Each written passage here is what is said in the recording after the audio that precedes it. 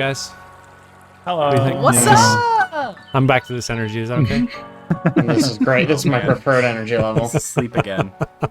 Oh man, Chad, you're looking great over there. Looking good. Look at those freaking forearms, dude. Jeez. Oh, there you go. Yeah. Jim bro over here. Look out. I thought he was going to do the entire more like cast Shooter with Bro.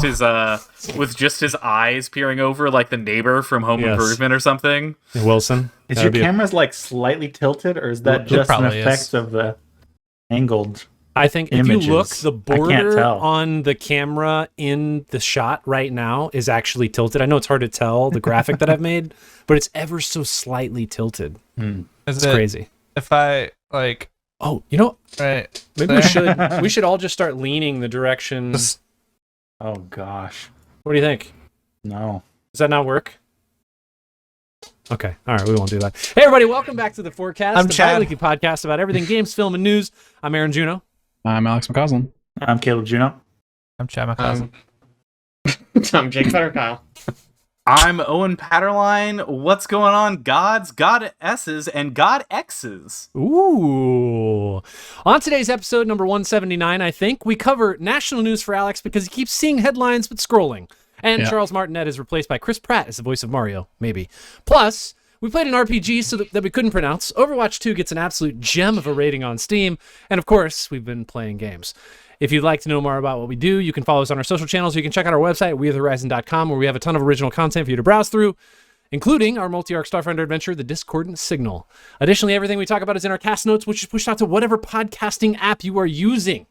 Let's get into it. Owen, I think this week you have an off the top for us, yes? Yeah, I got the off the top for us because I'm supposed to be bringing the game mechanics, and I've actually got some game mechanics to talk about that I thought let's were hear really it. interesting. Yeah. So shout out to Mark Brown and Game Maker's Toolkit because his video about The Sims started me on this, and then I just kind of kept diving deeper in how the AI and code of The Sims actually functions, like how a sim works. And I thought it was really interesting because, when I was playing the game and how I looked at it before, I always thought that the sim would look at the things that they need and would figure out where they go and how to, kind of keep themselves alive. And that's actually not how the game's functionality works. What happens is that each sim has their needs, right? They have got their little need bars that you see when you play the game. Your hunger, your tiredness, fun, bladder, hygiene, that stuff. And so what happens is that the sim has all of those things and realizes that it's some of those things are decreasing and it needs to fill one of those slots. Try to bring it back up. And what happens is that all of the needs are actually built into the items. And all of the items are the things that have the code of being like, we give you plus 10 fun. We give you plus 4 hunger. We give you this. And those items are constantly broadcasting what they can give to the sim, and then the sim receives those broadcasts and just goes, okay, my hunger is low. If I will go to this thing because it gives me the most fill for the hunger. It'll replenish my hunger the most. It's like plus 8 hunger rather than plus 4, and so that's how the sim knows to go to that one and refill its hunger meter. So I thought that was kind of interesting, and that is why the game is apparently very easy to mod in items, and there's so much custom content, and also how the expansions work so easily is that they're never recoding how the sim actually functions inside of the world. That code is never touched from the base game. It is only all the peripheral things that are broadcasted to it that change. So if they, with all of that stuff. If they, for instance, put a new item in the game, right? Mm-hmm. They're not recoding how the sim would interact with that item. They're just giving it a specific variable, like a value, associating a value with it to something, whether it's food or enjoyment or sleep or whatever it is. Yeah. And then that is broadcast then to the sim. So you can just, input it into the world without really having to change anything in the base. In the base game. I thought that was very interesting. This means all extra content and all DLC is actually worthless. It doesn't actually add anything new to the game. Wow. The only thing it adds is more advertisements. Yes. That is... The other thing that I thought was interesting was that the team, when they build each game, goes in and they put in a specific rule into the games so that way, I mean, like, I don't know. Y'all have actually done coding, so this is maybe a little bit more into your wheelhouse and a little less of mine. But apparently that they'll actually like have a bunch of rules in a stack, and when the sim is meeting the requirements of any of those rules, it'll pop up and then choose a random one. And so like the example that I've seen in a lot of the videos was talking about if your sim says a joke 5 times in a row, if the sim likes, if your sim and the other person is talking and you say the same joke 5 times in a row, they'll get bored. If they don't, if that sim doesn't like you, they'll get angry. If that sim like just doesn't know you at all and you do that, they'll just walk away. And so the game will like look at that, figure out, it's like, does this sim like you as you're meeting the requirements of that rule, and then it'll just go, okay, shuffle, shuffle, shuffle this one.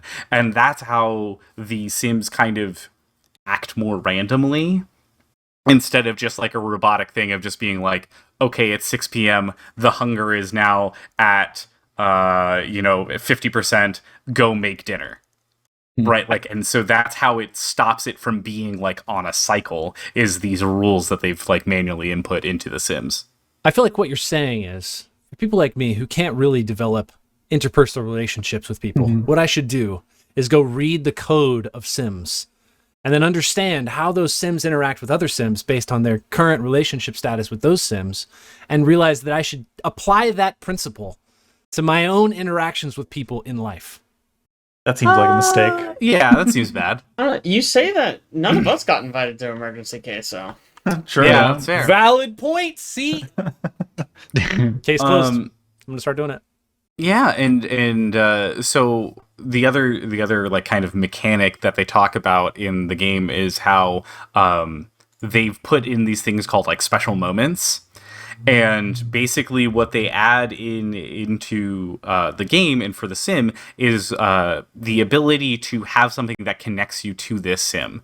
And so 2 of the special moments that are like hard-coded into the game, at least in Sims 4, is the fact that if the sim isn't told to go to the bathroom, they'll just pee themselves.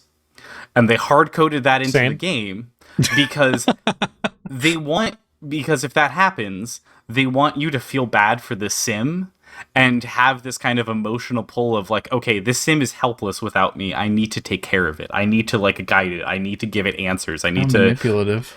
Yeah. The other special moment that they have hard-coded in is if your sim doesn't have any cooking skill and goes over and starts cooking something on a stovetop, there's a 50% chance that it'll start a fire. And the reason they do that is also to create one of those special moments of just being like, oh no, I as a player started a fire and I almost killed my sim, and now I need to care about them and be, it forces you to have a connection with your, with your virtual doll that you're playing with, and basically being like, okay, how do I make sure that this person doesn't light another fire? How do I make sure that they're safe? How do I protect them? How do I do X? How do I do Y? And so there are these kind of special moments that they've coded into the game that trigger and happen and that are supposed to happen, so that way it makes you more emotionally invested into the life of the sim that you're playing. Weird. Yeah. I also think this can apply to external relationships. I think, honestly, I'm going to start applying that. So if I see people in a situation where they're like, they do something that's maybe embarrassing, I just view it as like you know what? This is a time for us to connect. I think you gotta sit there. I think it means you have to intentionally do stupid stuff around other people to make them feel like they have to like help you. No problem. I do that already. all the time. Caitlin's gonna be cooking Yeah. chicken, and I'm just gonna throw some gas on the fire. Just Like gasoline? yeah, gasoline. Well, that would just probably yeah. end your lives. But I mean, You're just maybe go with something less You're flammable. cutting an onion and you just like, you're looking, you make sure that they're watching and you just slice into your finger. Yeah, I Yep. mean, you won't be dead at that point. So that's probably better than the gasoline Yeah. on the stove. I think You stare in them Sims down, fashion, slice your finger. I think in Sims fashion, it This would be more sounds- likely that you throw the knife at the wall and it bounces back and hits you. Mm. So do something like that. Do something that's like kind of like out of the realm of like real life possibilities and like weird, like I don't know, getting into a pool and then the ladder disappearing. Heck yeah.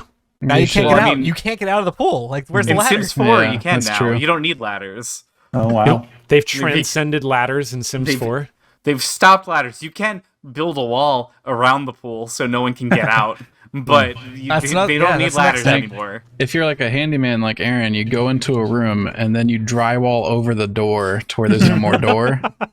And then you just jump up and down and cry until somebody gets you out. Or you die, maybe. And then your bladder explodes because you were never told to pee. And then they look at you and they form an emotional like response to that, and you develop a relationship because you peed yourself. I think this all makes sense if you really think about it. Yeah. Thank you, Owen, for You're our welcome. How Sims Works. I appreciate the segment. That's I good thought stuff. it was some cool mechanics because, like, Yeah. you know, you'd never really think about how the AI in that game works and like how it functions, and you know, especially when I was learning about it, I was like, well, this is definitely not how I thought it would be. I thought it'd be like all part of the sim, and the sim being like, okay, I'm gonna go over there and do this, and I'm gonna go over there and do that, and like I know what's going on, but really, like it has no idea what's happening until something it advertises to it, and just being like, hey, food's over here, fun's over this way, comfort's that direction. Sims 5, they need to get like generative AI in there and give each sim its own GPT personality and then just like do everything based on Oh, that. could we not? That sounds awful. That sounds so cool.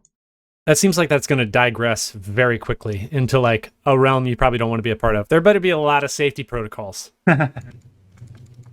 Anyway, time to transition not to our next segment, but to our not sponsor this week, which is Sierra Nevada, producing Hop Splash. If you've ever thought to yourself, I want to just eat tree bark, but I don't want the calories of the alcohol from a beer, What? insert Hop Splash.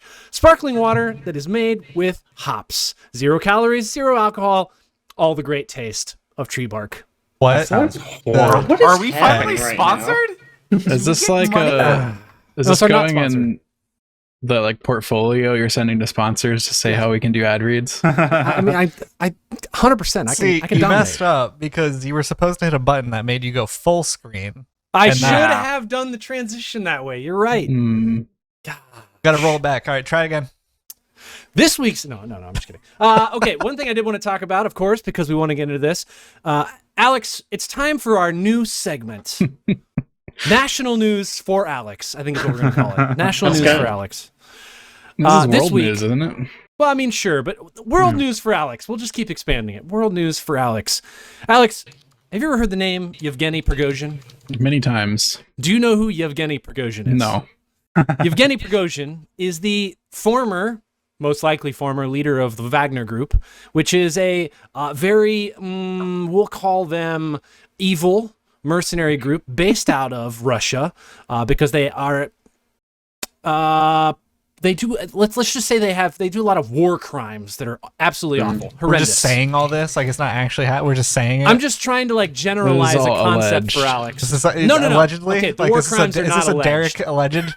No, the war crimes are not alleged. Allegedly. Also, He it's is- important to note these are bad war crimes as opposed to the good war crimes That's other true. people Well, have been doing. That's true. That's true.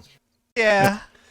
Yevgeny Prigozhin, of course, leader of the Wagner Group, recently held what we would call maybe like a semi-coup against Vladimir Putin. It appeared it had all of the trimmings of a coup, but turned out not to be, because after a period of time, they had a meeting, and then all of a sudden he was just in a different country, in a neighboring country, away from Russia, and no longer in charge of any mercenary group within the Ukrainian conflict zone. You follow all that so far? Yeah. I mean, it Okay. all seems legit. So fast forward to yesterday, a plane exploded in the middle of the sky, and lo and behold, Yevgeny Prigozhin was on the list of people who were flying on the plane. Were there missiles fired? No, probably not. Was there a bomb on the plane? Probably so. And so the thought is that he was probably taken out by somebody in Vladimir Putin's upper cabinet, or maybe by an oligarch in Russia, in order to prevent anything like that from ever happening again. Okay, so just to get philosophical here for a second. Let's get philosophical. And rewind for a second. Are bad war crimes only those that are written in history by the victor talking about the loser? I mean, any war crime is a bad one. Is But, how I like, would say it. okay. Yeah. I would say prior to the dissemination of information from the internet, generally speaking, yes, I think things would be qualified under to the victor go the spoils of being able to write the historical record, because they would be able to spin it in a way in which it would seem like, oh, that really wasn't all that bad.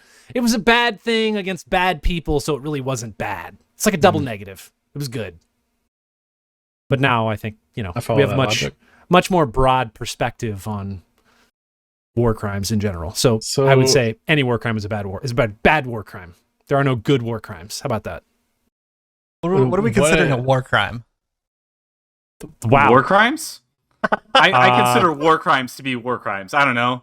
Maiming or murdering of civilians, anything that results in like the malnutrition of people within a region that are not affected. Okay, all right. There's a lot of things. Yeah. No. I just wanted a general idea of what we're calling war crimes. Yeah. Dropping bombs on large cities. Yeah, large civilized populations. Okay. Yes, that's a good. That's one. Okay. All of those things. Yeah. So anyway, that was world news for Alex. Alex, what have you learned today? Good things, bad things. Like, what is the result of this? Like, why do people care so much? Why do people care? Because Yevgeny Prigozhin was probably the first legitimate challenge to Vladimir Putin's power since he came into power in the late 1980s. And he has held on to that power by removing any and all obstacles in his way, which would be things like, legitimate political opposition, or people who would believe that the laws or the things in the way that he rules in Russia are not necessarily like the best approach to like Russian citizens. Okay, this makes a lot of sense. Yes. So it's kind of a big deal because now he's kind of unchallenged. His only other challenger is currently in a prison, and he was poisoned by a former FSB agent with a poison that should have killed him that didn't end up killing him. So he had a buddy next to him that was like, wait, I got this feat that lets me let you re-roll your yes. I said exactly. That's what I should honestly make the segment. Let's apply world news to some RPG subset of rules, and then I'll relate it to Alex. I like this. That's good. Let's also talk about Charles Martinet, because he retiring? Is he retiring? Is he being replaced? Is this a mutual separation situation? I haven't seen his personal response on it, but Nintendo put out a statement that said that Charles Martinet will no longer be the voice of Mario in video games. They are going to open that up to somebody or something else. That seems very cold. Yeah. Is that the way they put it? Or is it more like they celebrated the history of him being the voice of Mario for? Yeah. Okay. And they're keeping Charles Martinet around as like the they call it like the Mario ambassador. Yeah. Oh. Basically, he gets to go around and be like, Mario's great to the world, and he gets to go to conventions and say wahoo. Yeah. And then people are gonna be like, that's not the voice of Mario. Mario sounds like, hello, I am Mario. Exactly. It's me, Chris Pratt. So he's no longer gonna be Mario, and somebody mentioned that like the last line of that he ever had, I guess, is currently a line in the Mario movie where he's the dad of the Mario brothers, and he's like says something that's like, look, that's my boys, or something like that. And like everyone is like, that's like a solid, like heartfelt slightly sad note to end on, of just being like, him being the father of Mario and kind of passing on the torch that way. I just don't want it to be fucking Chris Pratt in any of the video games. If we could just get anyone else, just anyone. Yeah. Like Samuel L. Jackson. Yes, Yes. Samuel L. Jackson, AI, Absolutely Samuel L. just Jackson. not Chris Pratt. Like I don't know how else I can say just not him. Anyone else. I There's no highly way they're doubt. paying Chris Pratt Yeah, to do it. There ain't no way they're paying that man to get in a booth to voice video games. Maybe he just is Mario. he's like got a passion project for. Yeah, Chris Pratt cares Chris a lot Pratt's about like, Mario. I'll voice all of the Mario stuff for free. I just love it so much. Also, Yeah, I for think it's sure. really funny that everybody hates that I did it, so I just want to keep on doing it. I could see that. Honestly, Like a if I was spite. in his position, yeah, probably. Charles Martinet, I guess, has been Mario's voice for 37 years. Since the inception of Mario's voice. 1986 Super Mario 64 is the one that people know of his voice, like, specifically from. I think Mario started in like the early 80s. I don't know if he was still voicing, if they had like voice acting for Mario back then, or if it was just more. I bet they just didn't have Right. Yeah, That's a my guess. voice at that Yeah. point. The biggest news here to me is that Mario needs new lines recorded. Yeah. You got That's true. Wahoo, yippee. What else do we need? We got it, boys. Just keep using it. Yeah, right? Oh, Yippee is no, a hard one to got it. recreate, though. Yeah, know. right? Like, what are you going to do? Yeah, that's true. I don't know. So long, Yippee-ki-yay. Yeah, Can just you put that imagine- everywhere. They're like, yeah, no, we're not getting a new voice actor. We're just reusing the lines. Why would we hire somebody else? I mean, he doesn't say much. Like, what if they were like, oh, we're replacing the voice actor for Link? It's Man. like, what do you mean? There's a Why? voice actor for Link. Someone's going, yeah. Fair enough. That was a really good impression. It was me. I've been like the whole time. Oh my gosh. I really want somebody now to meticulously take the new Super Mario's movie and replace Chris Pratt's voice with any number of actors, just with using AI. Just replace their voice. I just want to hear what it would sound like. I don't need him to make any money off of it. But Samuel L. Jackson as Mario, yes, I could do it. I I believe. know there's like Mario impressionists that redubbed the trailer when it came out, before the movie came out. So I don't bet want someone who there's some of sounds that. like Mario. I want someone who you sounds just want nothing something like Mario. ridiculous. Yes. Yeah. Yes. Like Morgan Just get Freeman Jack as Black Mario. to also do Mario. Jack Black as Yeah. Mario. He would be yes. a great Mario. is He the probably problem. would. He'd nail probably it. would. He would. He'd do so good. Okay, let's talk about a big subject: tabletop games. Want to bring up one thing we recently did, which was a one-shot tabletop RPG called Mark Barg. And in this one shot, which we have titled Newton's Third Law of RPGs, Caleb, our fearless DM. What is it in Mark Barg? Is it a GM or DM? I don't know. I don't know if it ever says. What is Mark Barg? It's an MM. Why are we saying Mark Barg now? Merc Bori is the game. Oh man. yeah, Merc Bori. Sorry. Mork Borg as it's written. Yeah. Mm-hmm. You got to get the umlau in there. It's not Mork. You got the Mark Master. Yeah, it's Merc. Mork Master. That's definitely it. Merc Master. All right, regardless, GM, DM, doesn't matter. You led us through a one-shot of Merc Bori, which was a very unique tabletop RPG. Want to tell us about it? Yeah, so we played through the Rot Black Sludge adventure, which comes in the core rulebook for Merc Bori. It's the system itself is really, really rules light, really open-ended. You basically just have weapons and armor, and they have damage and damage reduction, and you roll a d20 and you add, there's like 4 stats, I think. But most of the DCs are just set. Most of them are just 12. You got to hit a 12 on your d20 plus stat roll. So it's all pretty straightforward. And the adventure itself, super open-ended. It explained very little that was in it. It's basically Really? 2 important characters and their interactions, and then a whole bunch of rooms with random crap in it that is kind of related, but you kind of get to decide how it's all related and what everything happens. Yeah. For instance, Leslie, the way Leslie's written, which was the lady in the gunny sack with her 3 host companions. Her hosts just try to murder you, whether you eat the stew or not. But then it also talks about how she's interested in getting some of the sludge.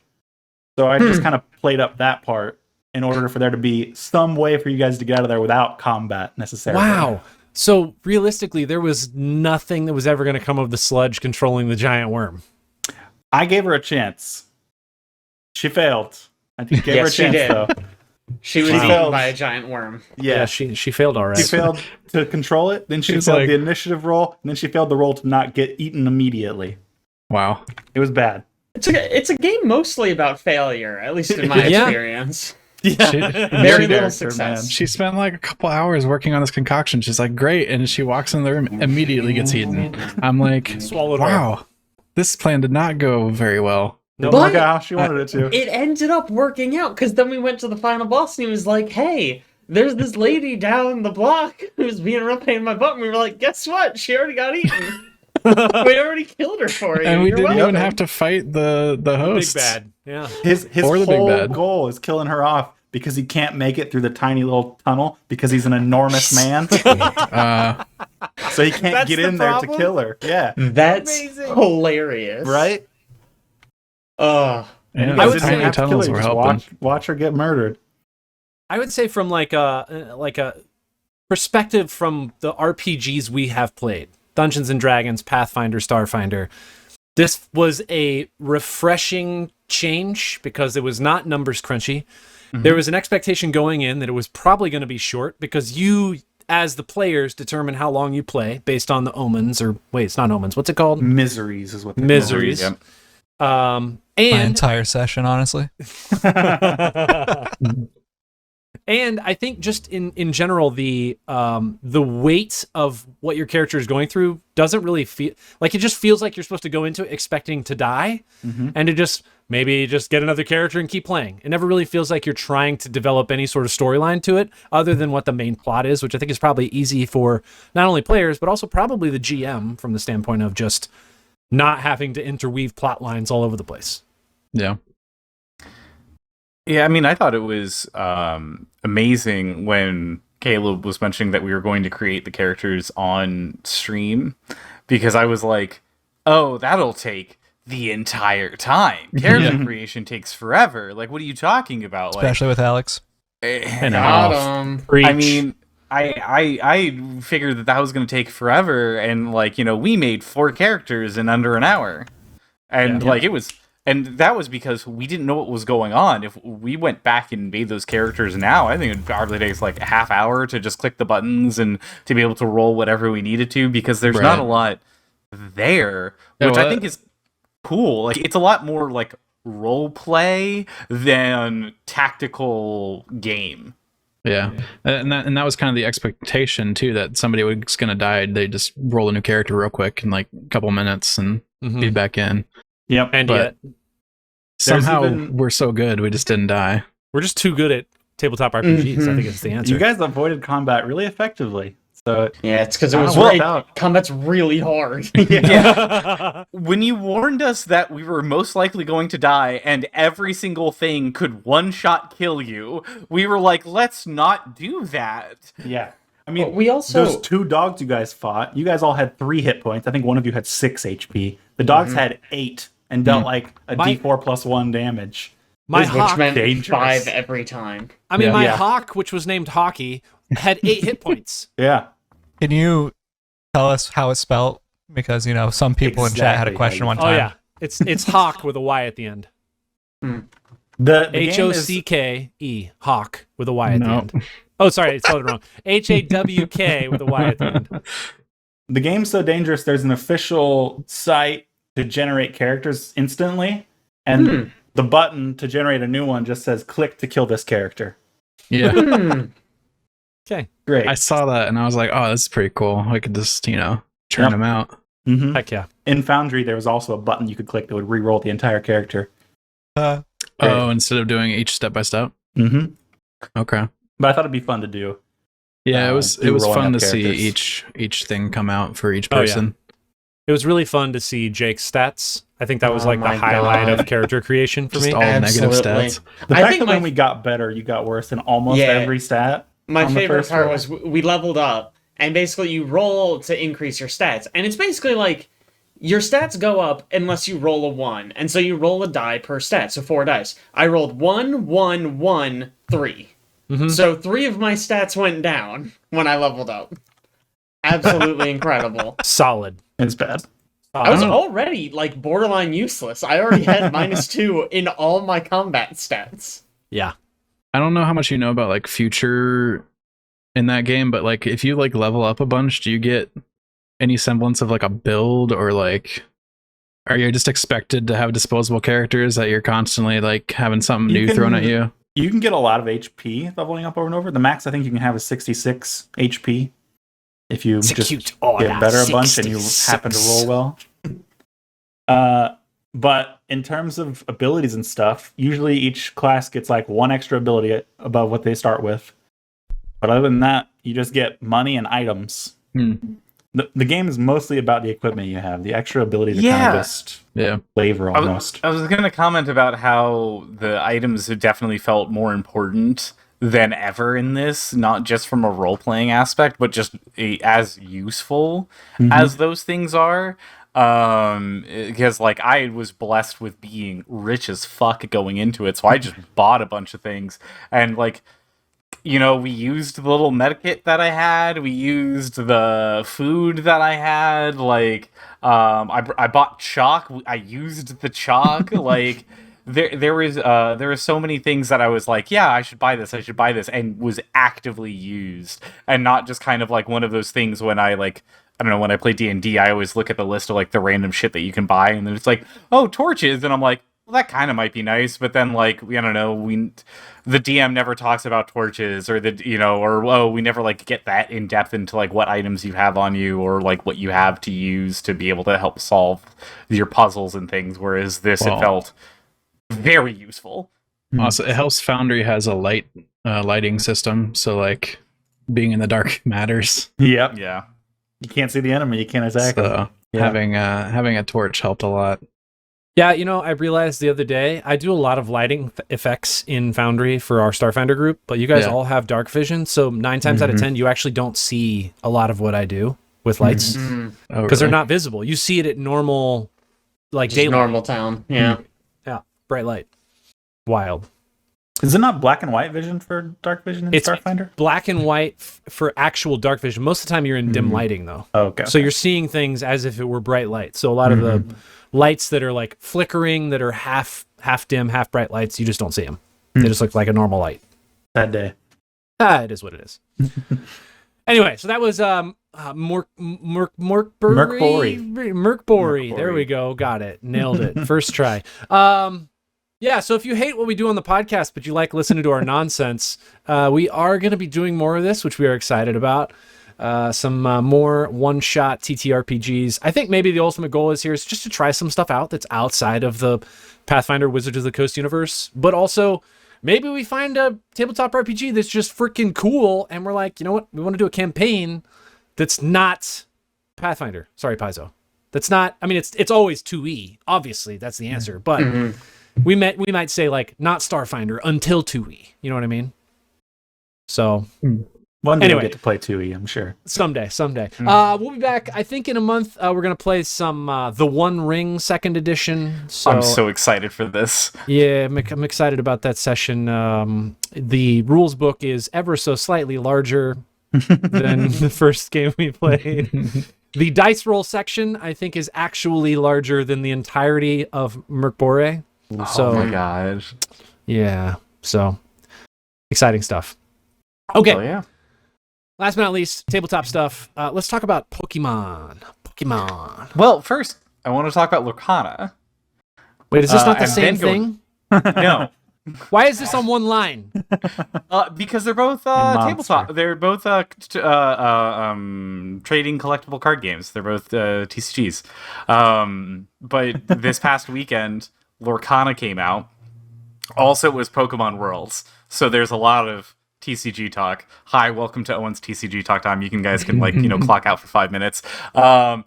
But yeah, so basically there's this new game called Lorcana. It's made by Disney. It's kind of supposed to be like Disney's version of Magic the Gathering kind of thing. I managed to try it out with a friend of mine over the weekend. It's really simple, very approachable, very fun. They have like, of course, it's Disney. They've got all of their IP all over it. So there's like Mickey Mouse and Moana and Aladdin and all of that stuff all over the cards and everything. And it's all new art, which I thought was really cool, because Disney could have easily just been like, here's a bunch of stills from our movies and not have to do anything. But they actually paid people to create new artwork for all of the characters and all of the things, items and everything inside of the game. So I thought that was neat, that they weren't just kind of like resting on their laurels. And it works really well. Like I said, it's very approachable and very simple. It's not as kind of complicated as other trading card games. And so I think that's a really big selling point. And when you can buy a deck and just start playing, and the deck's like $20-$25, or at least it should be if it's not sold out everywhere, and so they hiked it up. That's real approachable for a card game. You're not spending $50 or $100 for a deck, or the currently single cards are fluctuating in price a lot right now because nobody knows how much to charge these things. But the early days of Artifact. Yeah, so you're looking at things that are like, this card is like $4 today, it could be $40 tomorrow, or it's $40 today and it could be $4 tomorrow. Things are just like very much in flux because, like I said, it started last weekend, so it's brand fucking new. But there is a kind of hope that it won't be that expensive, because then that plus Disney backing it might actually give it some life and make it stick around a lot longer than other card games that pop up. Pokemon Worlds also happened, and one of the big things that they pointed out with Worlds that just kind of blew a lot of people's minds was that the winning deck, if you went and bought all of the cards from a store and started to play that deck, was $30. And everybody was kind of like, the fuck? And I saw that and I was like, well, this must be like a very rare thing for just this year or something like that. No, apparently Pokemon is just always that cheap. That unless you're doing like alt arts or holographic or rare versions of cards, the base card is always insanely cheap. And so it's actually very approachable to be able to play Pokemon, the card game, and be able to play those games, and you only spend $20, $30, $40 for a standard deck that's current and up with whatever the meta trends are. And I heard that and read that, and I thought that was insane, just because I come from a background of Magic the Gathering. You spend that on a card, maybe two. You could, especially if you're playing standard, because it rotates so fast, you're spending hundreds of dollars for play sets of things to be competitive, because the meta is whatever the meta is, and those cards are the good cards, and people know that those are the good cards. And so if you want to put 4 of them in your deck, holy crap, you better be ready to pay a lot of money to do that and be able to bring it to a sanctioned tournament or whatever. And so $30 fucking dollars is insane. And that's kind of going back to Lorcana. That's kind of where people are looking at Lorcana, just being like, well, what kind of game are you going to be? Are you going to be the card game where everything's going to be super expensive and kind of price people out of that? Or are you going to be the Pokemon version where everything's pretty cheap and only the what is it, D23 thing, because they had special arts and holographics there, and so only those versions of cards will be more expensive, or only tournament cards will be the ones that are actually worth hundreds of dollars because they're super rare, whereas just basic going in would be pretty cheap. And I hope it is. Go ahead. I was just gonna say, I hope it is cheap, because I want more card games on the market to be cheap and approachable, so that way maybe Wizards of the Coast will look around and realize that maybe they should do something about how expensive their card game is. Will there be a situation where I can sneak away with a pallet jack full of cards? I don't know if we mentioned it when we covered that story the other week, but did we mention the fact that the guy was wearing a t-shirt for his own card game? No. Let's go. Yeah. Free advertising. That's Yeah, funny. baby. So they found him pretty quick. Yeah, I'm sure they did. Incredible.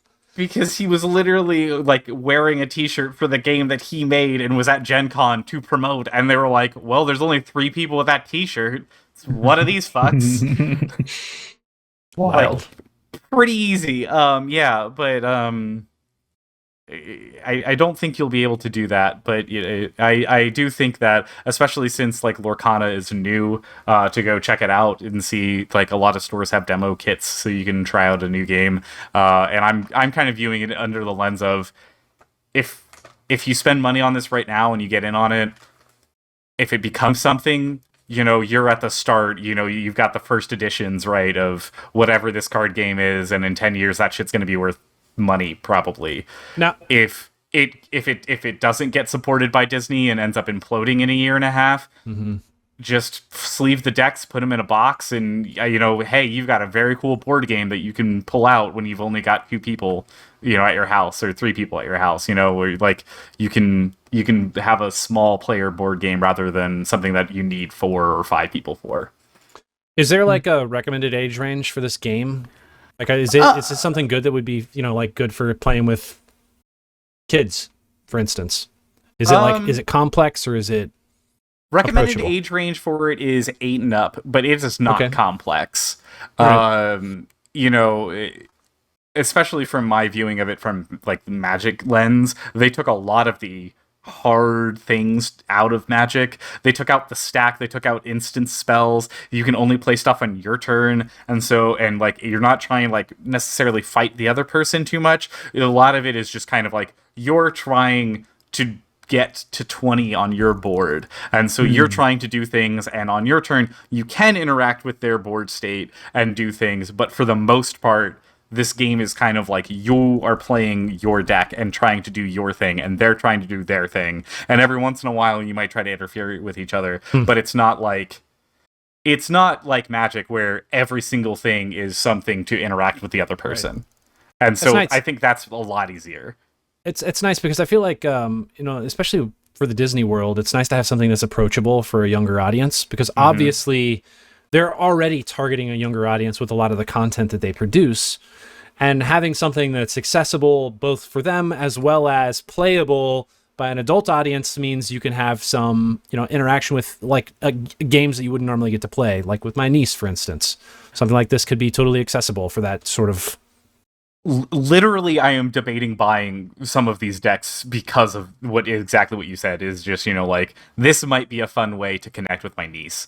I mean, she was like just born, so I have to wait a couple of years on that. But like, I would be more than happy with buying some of these decks and just stashing them in a box somewhere, and then in 5 years pulling them out and just being like, hey, I bought these to play with you. Like, I bought this to play this game with you because I want to be able to connect with you. And I don't know how much of a Disney fanatic she's going to be, but if she's anything like her mom, she's gonna love fucking Disney movies. So I think this is just kind of like.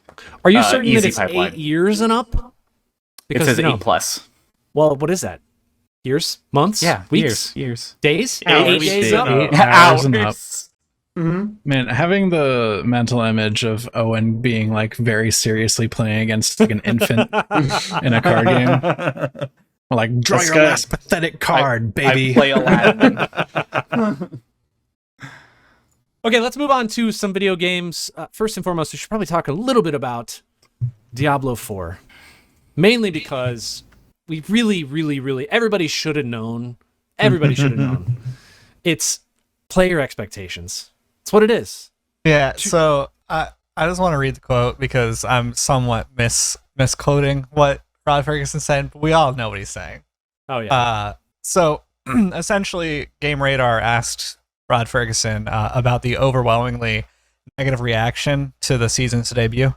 And he says, one of the things we recognized early on was that we had made some sort of mistake in managing expectations. It was hard because we felt what we were doing for the game were right things to do. And honestly, being somebody who got to level like 87 in season 2, season 1, season 0 happened in season 1. I don't understand how the devs thought that a socket for the mechanic of the entirety of the season was going to be a pillar in which the Diablo season 1 could rest on without it being weak. sure, there's a few fixes that they have that are interesting, but that's like after you discover them in the first week of playing, maybe even first couple play sessions. It's like you're done after that, and you're just back to basically playing the Eternal Realm, which you just played in Season 0 with nothing new. The Malignant Tunnels are just shorter, easier, more breezy nightmare dungeons without the experience going towards your glyphs, which I'm basically talking about all this stuff, glossing over it as if people know what I'm talking about. I'm not really going to dive deep into the like actual mechanics of this stuff. Meta. Yep.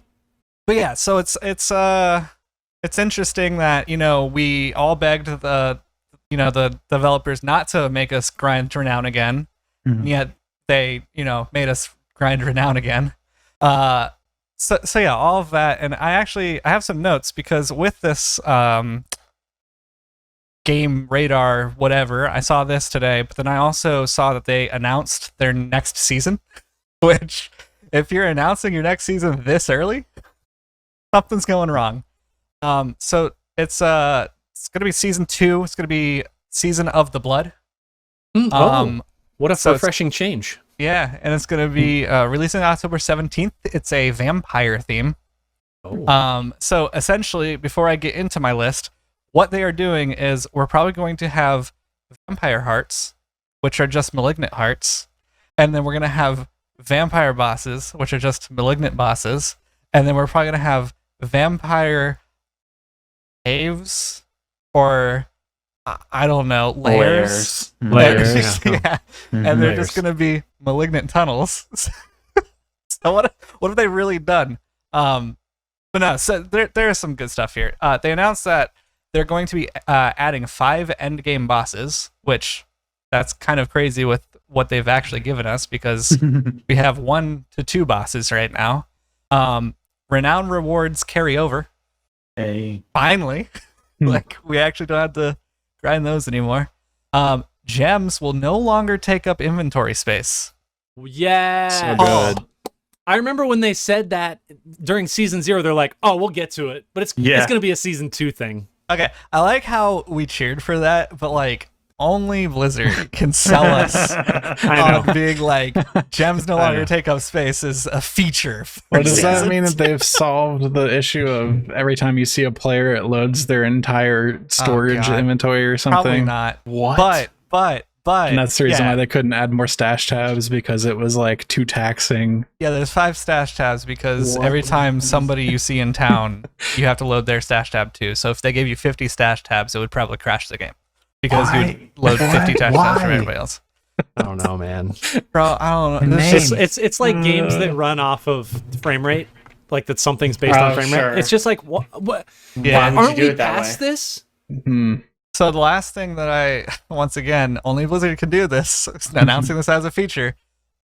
Whenever you looked in your stash, you would have to hover over each item to make sure that, okay, I want this legendary affix, so that I can go rip it off of that item and throw it onto a piece that I want, because that's like a system in the game.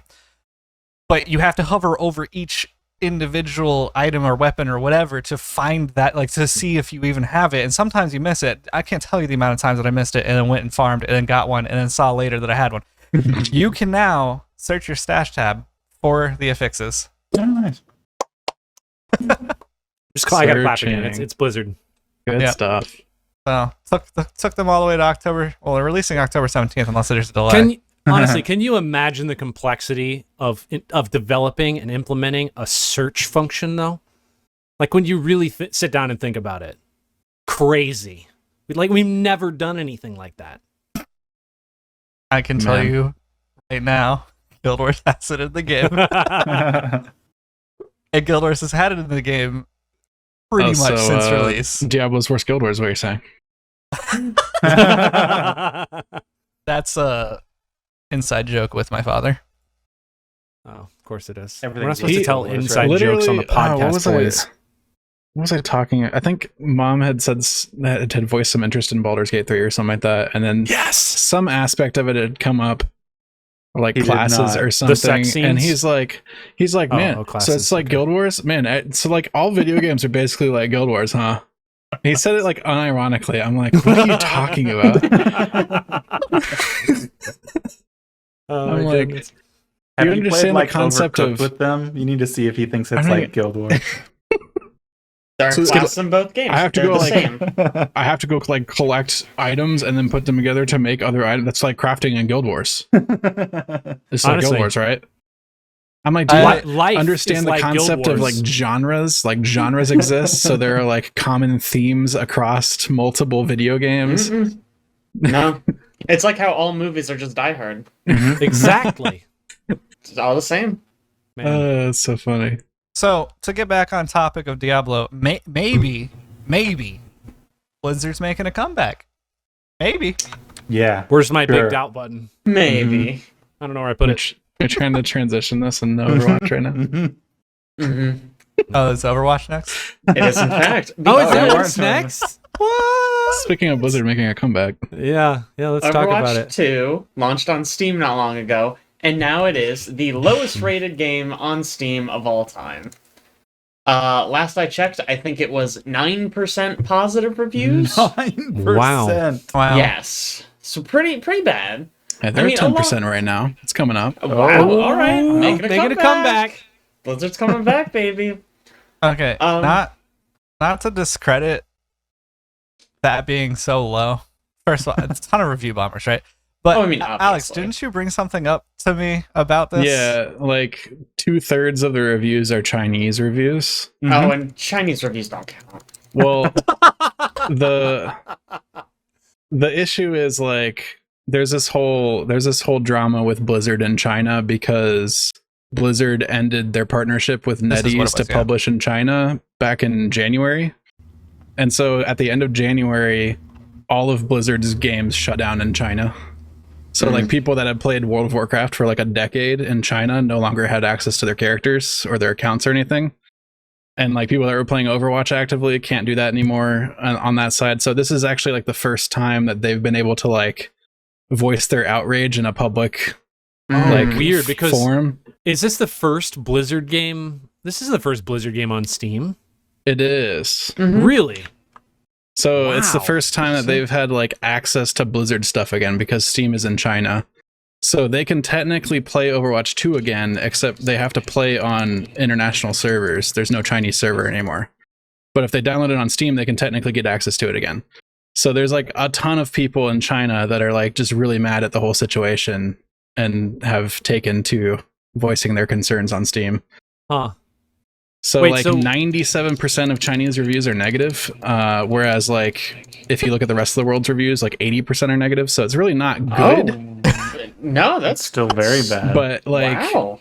it's worth noting that like Alex is You just know, looking to- for the silver lining so he can justify his playtime in Overwatch 2. I think that's what's going on here. I don't got The to first- find nothing. the first thumbs up review I found was the uninstalling worked great.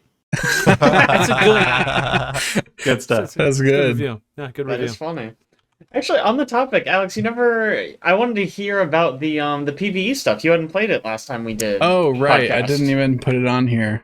Yeah, I know. It must have been really good. Yeah. So I'm Must be really excited great. about it. Mhm. Yeah, so it's 3 missions. It was like an iteration of the what do you call it?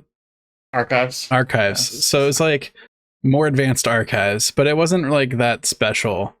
And it didn't really have anything in it that would make you want to play it more than once, I think. Good. If only But- they had like a talent tree or something. It Was was Archives kinda ever system like that. difficult? Do you guys remember if No. Archives were ever difficult? No. Okay, because we failed the We second failed a mission bunch. maybe like 3 to 5 times before Oh. actually succeeding it. On what difficult? Because they we're it playing- Second to the hardest. Yeah, we were Okay. playing expert, not legendary. Because I've had trouble on legendary. Yeah. But that's like because legendary's stupid. It's like borderline impossible. It was pretty tough. It might have also just been like we were playing with 2 randoms. It was me and Chad and 2 randoms. So like Sure. could have Not just been ideal. harder because of that and with not being in voice comm and stuff like that. But I mean, it was cool that they had like cutscenes baked in and like there was progression through areas of the maps that you hadn't seen before, and like there was actually like some areas that were like brand new. Like you got into this ship above Rio De Janeiro that was all brand new. And like that boss fight actually had a mechanic, which I thought was crazy. I wish they would have leaned into that more. Like that there was like a generator that There's more to protected come. him, and like you had to bait him into running into it to break it so that you could damage him. So that was kind of cool. If they had really leaned into that and even gone like more like Destiny raid style with like mechanics and stuff like that, I could have seen that being really, really cool. But yeah, it was just kind of, I would say I was whelmed. Ooh. Yeah, I was sitting there basically the whole time, kind of not saying anything, because I didn't want to like taint the situation or like move it towards the next. But like, once we got to the end, I was like, you know, I wanted to enjoy this and I wanted to like it because like everybody just hated it initially. So I wanted to be like the person on the outlier, the outside, you know, played it. It's actually pretty good. Give it a chance, kind of thing. You know what I mean? But it's just like because they didn't do like any. It's just you took an Overwatch character and you you just plopped them in PvE environment, and it just kind of feels weird because they're built for PvP. So like, I was oh crap, who's the assault rifle sniper person? Sojourn. Sojourn. I was Sojourn, and I felt like I was just constantly getting beamed, and I couldn't really do much.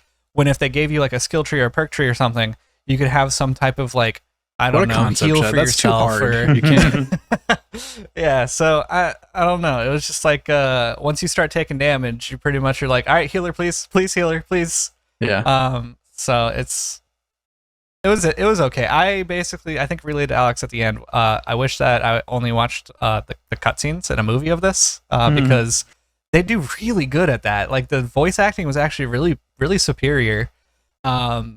The concept that they were going with was like really cool, but like it's just playing the PvE is just not. It's not it. I think the third mission's the weakest too. It was the last one we did. Kind of left a sour note. The second mission had some cool. That's what left a sour note for Overwatch was the third mission in PvE. It's not anything else. It's occurred with the franchise. I'm not speaking on all of Overwatch. I'm talking about these missions PvE. specifically. Just checking. Yeah, just All the right. missions. Yeah. The first one had the interesting boss fight, which was nice, but it was like once you figured it out, it was very simple. And then the second one had like mechanics where you had like basically an escort mission with these characters that were trying to be abducted by the enemies, and you had to stop the robots that were trying to like mind control them essentially. And so that was kind of cool, trying to like monitor them and keep those dudes off of them.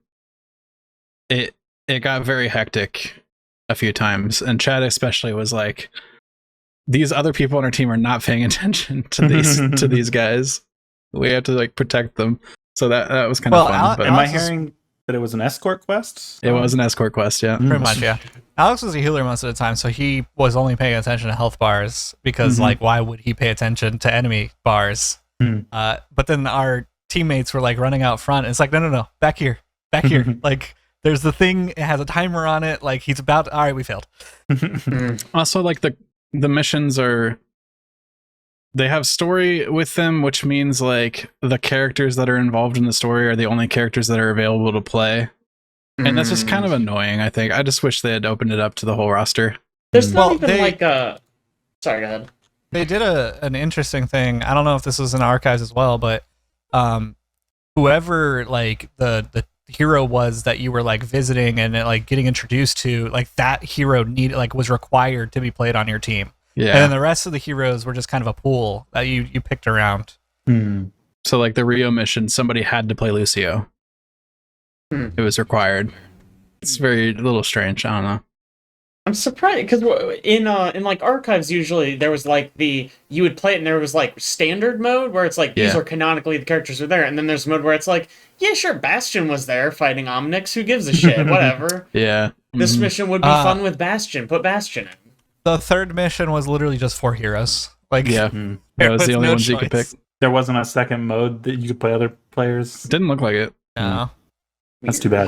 I was once again when I was talking to Alex, it felt like the third mission was the weakest, but it felt like if it was a true campaign with like 16 missions, you kind of have that ebb and flow of like the first one is that really big cinematic opener that's like, oh man, this campaign's gonna be really good, and then the second level is like maybe tough, but like, you know, it's getting you into it, and the third one's kind of like the bridge that kind of connects the rest of the story. Then you get to the next one, and it's maybe a boss fight again, and you're like, oh yeah, you have that ebb and flow throughout. And so maybe when they release the next couple maps, there's gonna be another boss with mechanic, and then they're gonna have the third one that's kind of weak again, and then I don't know.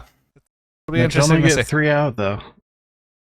As weird as that is, like I don't know. Looking at the content, I feel like they could have dropped like 16 maps. Like it did not seem like a lot for like 4 years. It's like less than a mission a year. That is a shame.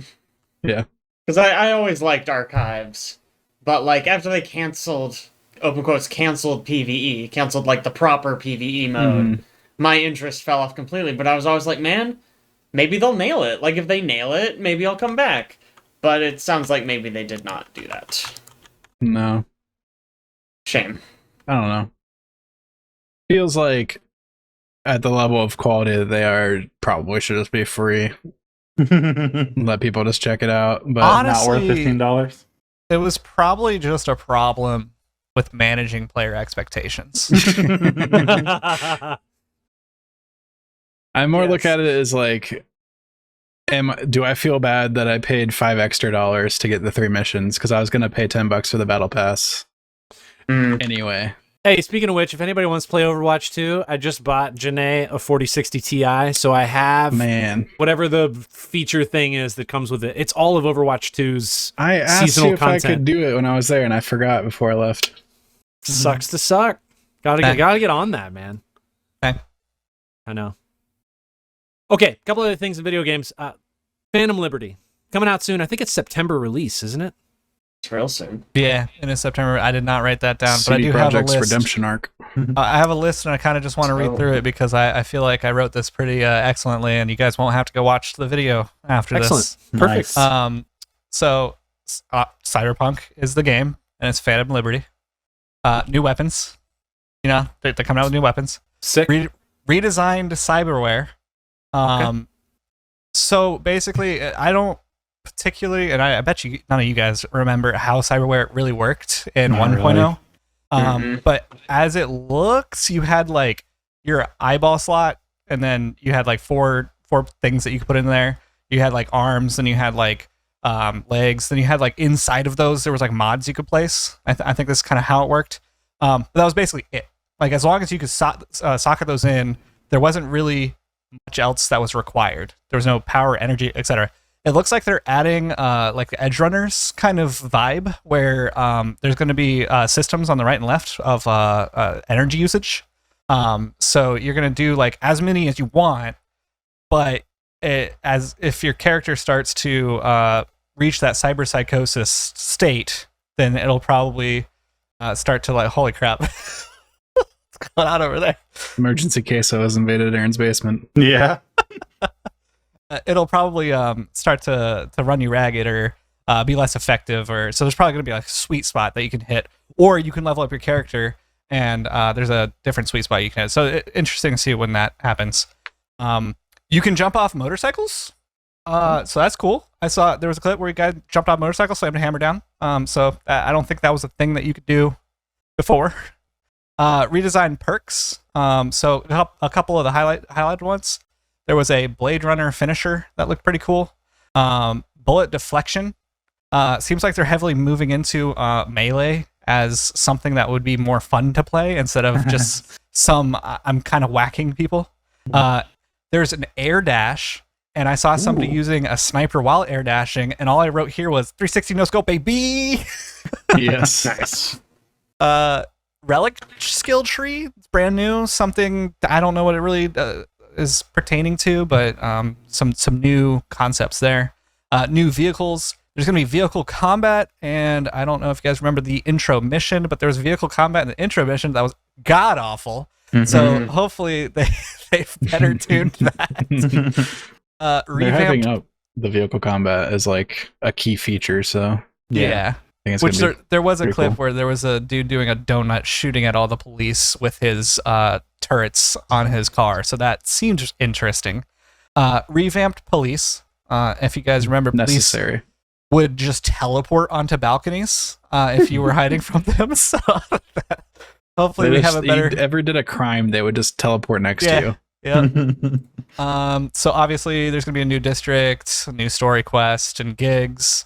The AI is just overhauled. The combat there, so I guess they are diving deeper into that, and maybe making it to where they actually shoot and look at your direction, instead of who knows. In quotations, endless dynamic events and missions. So I don't know what endless means. I put the quotes because like everybody always claims to say endless, but then I'm sure there's an end. there's an end. There's not just like a guide just Big putting doubt. them out. Yeah. I Like think it's every faster hour. than people can play them. Yeah. I feel like what that means is like Randomly generated. you know, like in Yeah. Spider-Man, how there's just always crime, but it's like Yeah. the same 3 crime. It's probably gonna be something like that. Oh. Yeah, for sure. Well, Because it's like endless dynamic events, so there's endless crime happening in New York. But you know, Mhm. at a certain point, you've seen all the crime. It's just you're gonna keep doing those events over and over again. Increased level cap. I don't remember what the level cap was. Probably either 60 or 150, somewhere yeah, I feel like around 60 was right Yeah. for some reason. there. And they claim to have 100 plus new items, and they said weapons. I think fashion. So Ooh, interesting The stuff. true Interesting end stuff. game. I would say go watch the video because honestly, I don't need to anymore because you've told me everything. well, you got distracted, so you probably need to go watch the video. That's true. I think I'm pretty hyped for it. Like I don't do it justice on just talking about it. The combat looks amazing. The flow that they showed. If the gameplay in the trailer is true, and it looks true to how the game will be played when it's released, I honestly like this. It should have been released like this, and the reviews would be through the roof. I was just gonna say it'll be nice to like, especially like for me and for those of us who didn't really play it at all. I mean, I maybe have like a couple hours in it because it was just so bad that I just dropped it. And so for me, it's gonna be like a fresh game, Yeah. some brand new experience that I've never gotten to partake in. That it got to the point at which the developers wanted it to get to, or at least it appears that way. And so hopefully when I get to play it, that's the experience I get to have. But you'll have the opposite part of that because you'll get to see like how far they've come from what you once played, because you beat the game, and I think you did multiple endings in the game, did you not? Yeah, I did all the endings. Yeah. The price tag on the expansion too is not that bad. $30 to grab that. So Do we have any idea how much content is in it? They talked about I just that? told you. No, Were you listening? well, isn't a That's lot all of that? just a free update. A lot of right? that is free. Yeah. Yeah. a lot of that's free.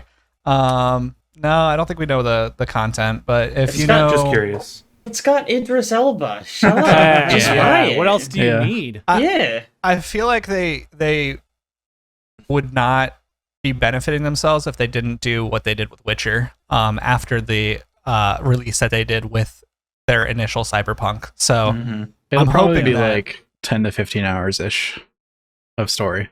yeah, That's Because cool. that's what they did with Witcher 3 with those Yeah. expansions.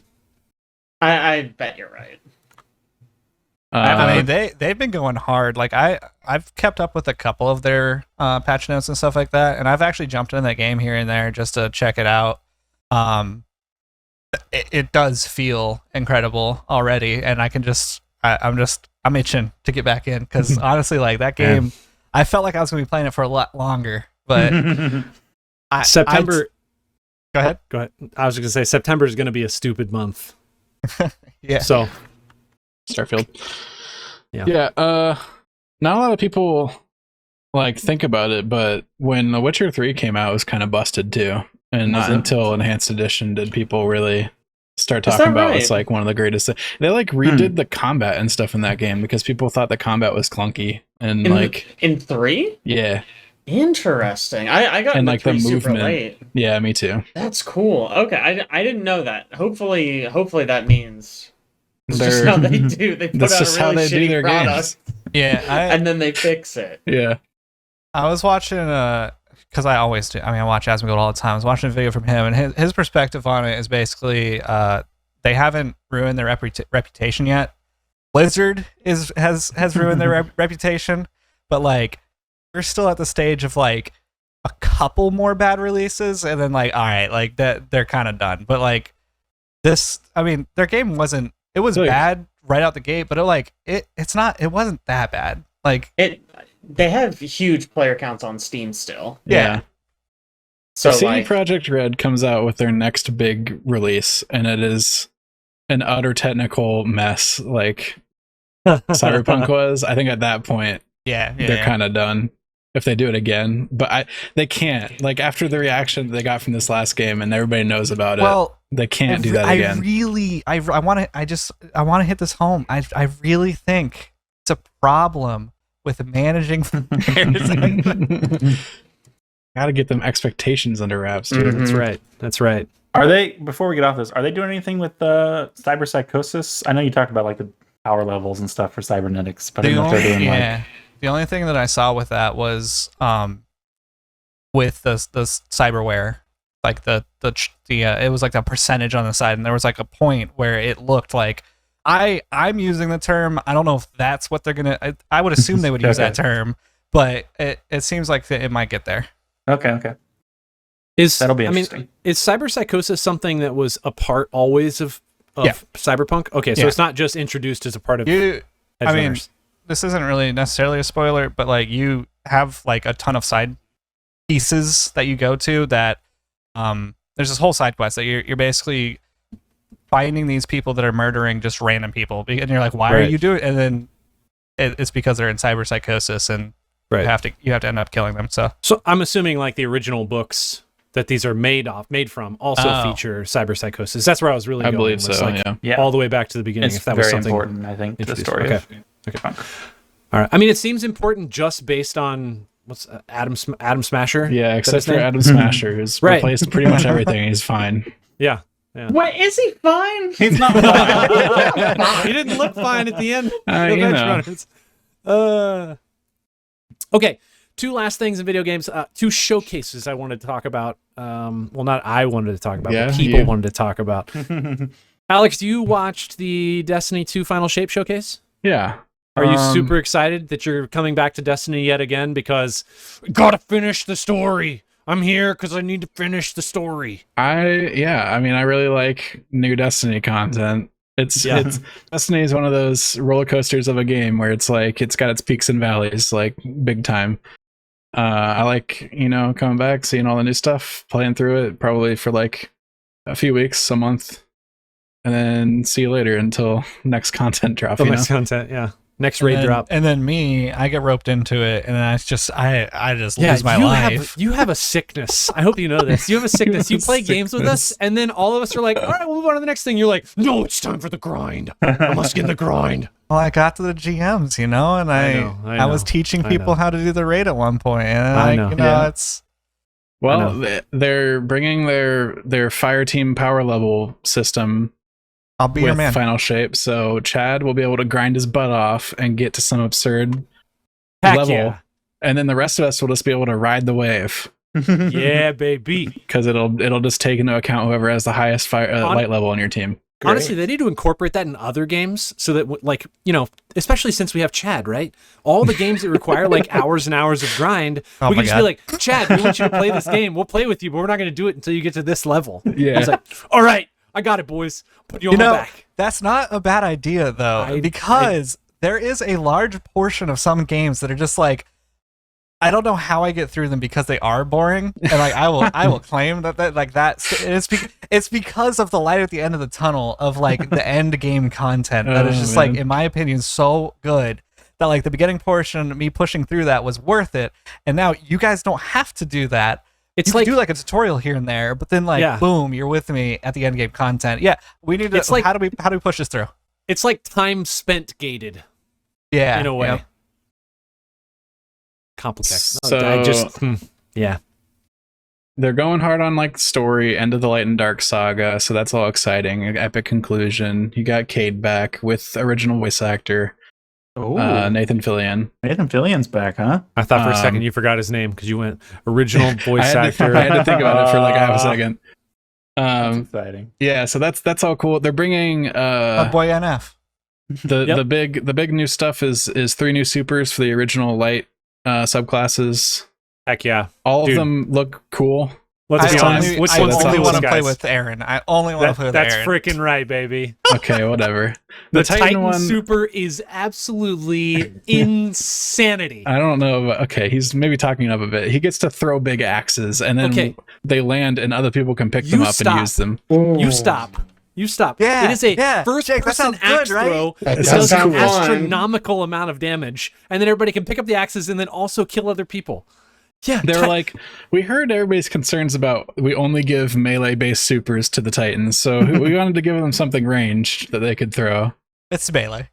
I did think. I mean, I love the Titan Super. I think it's really cool. I also thought the Hunter Super though was It looks so cool. Yeah, very neat. And Caleb, for all your complaints about a non-mobile class, they've finally given you some mobility that is beyond every other class. They're just Is it giving you beyond straight light? teleports for the new super, so you can teleport Can't 3 warlocks times. already teleport? Yeah, This is like different. They're like little dash teleporters. This is like full on like teleport across the map, and then wherever you appear does like a big AOE like swoosh around you of electricity, and you very can do cool. that 3 times. So Nice. and then you also their big thing with these supers is they want that to be like team play oriented. So the axes other people can pick up and use them. The arc one for the hunters amplifies allies. Oh, nice. Mhm. So that's cool. And then there's the warlock one, which like amps up the warlock's like solar powers, and you can like spam melees and grenades, and like the melees have double the amount of projectiles, and the grenades bounce an extra time to other people. Didn't they already nerf Starfire's protocol? And that one just like gives everybody scorch on your team, so that's pretty cool. That's neat. Did they showcase anything about the next subclass? No, is the thing. And That's this is what I weird. really wanted to talk about. I'm like, are we not getting a new subclass in the final shape? Are they just doing that is not finishing the 3 and 3 for the end of the end of the light and dark saga where they're gonna have lopsided. Maybe Yeah, maybe we have this 2 darks. isn't the end of the Light and Dark saga. Maybe they've just been They've teasing said it, it and they're is. going to have another expansion. Do you not think that they're gonna wait a little bit longer to release that and like get more hype reveal closer it? to I mean, release? Oh, maybe closer With to the way that they pushed Strand and all of their marketing, all like as soon as they announced Lightfall, I feel felt like it'd they be like announced a huge Lightfall, thing. and then I blinked and it was out. So Also, did they show any of the? But did they show any of the campaign in the final shape? They talked about how you're going to go into the Traveler, and they talked about the new location and how you're going to progress. Well, yeah. But did they like show any of it? Yeah. Like, was Somewhat. it minimal, or did they feature more? Like, all right, here's some changes we're bringing to the game. You know, for I like, mean, they showed the new location, which is an amalgamation of like all the locations, yeah, okay, that's so funny. and they talked about how it's their first like linear patrol zone, whatever that means. I think it's because like supposedly it's supposed to change and be dynamic because it's like inside the Traveler and everything's like not endless. set and like shifting and stuff like that. So like while the story's active, it's like a linear location. You like progress through it towards the obelisk where the what's his name is, the witness. The witness, yeah. And then when you finish the campaign, I think it opens into like a more normal patrol zone from what they were describing it as. Weird. I don't know. They That'll also be cool said to experience with people because you'll see the population kind of traveling together. yeah. I am excited. They talked about how like the big bads are always like the biggest bosses and the most impressive bosses are always at the end of the raids. And so they're not putting the witness at the end of the campaign. They're putting the witness at the end of the raid. Ooh, So that's like cool. the end of the campaign isn't actually the end of the story. It's only after the raid's beaten is when the story will be like wrapped up.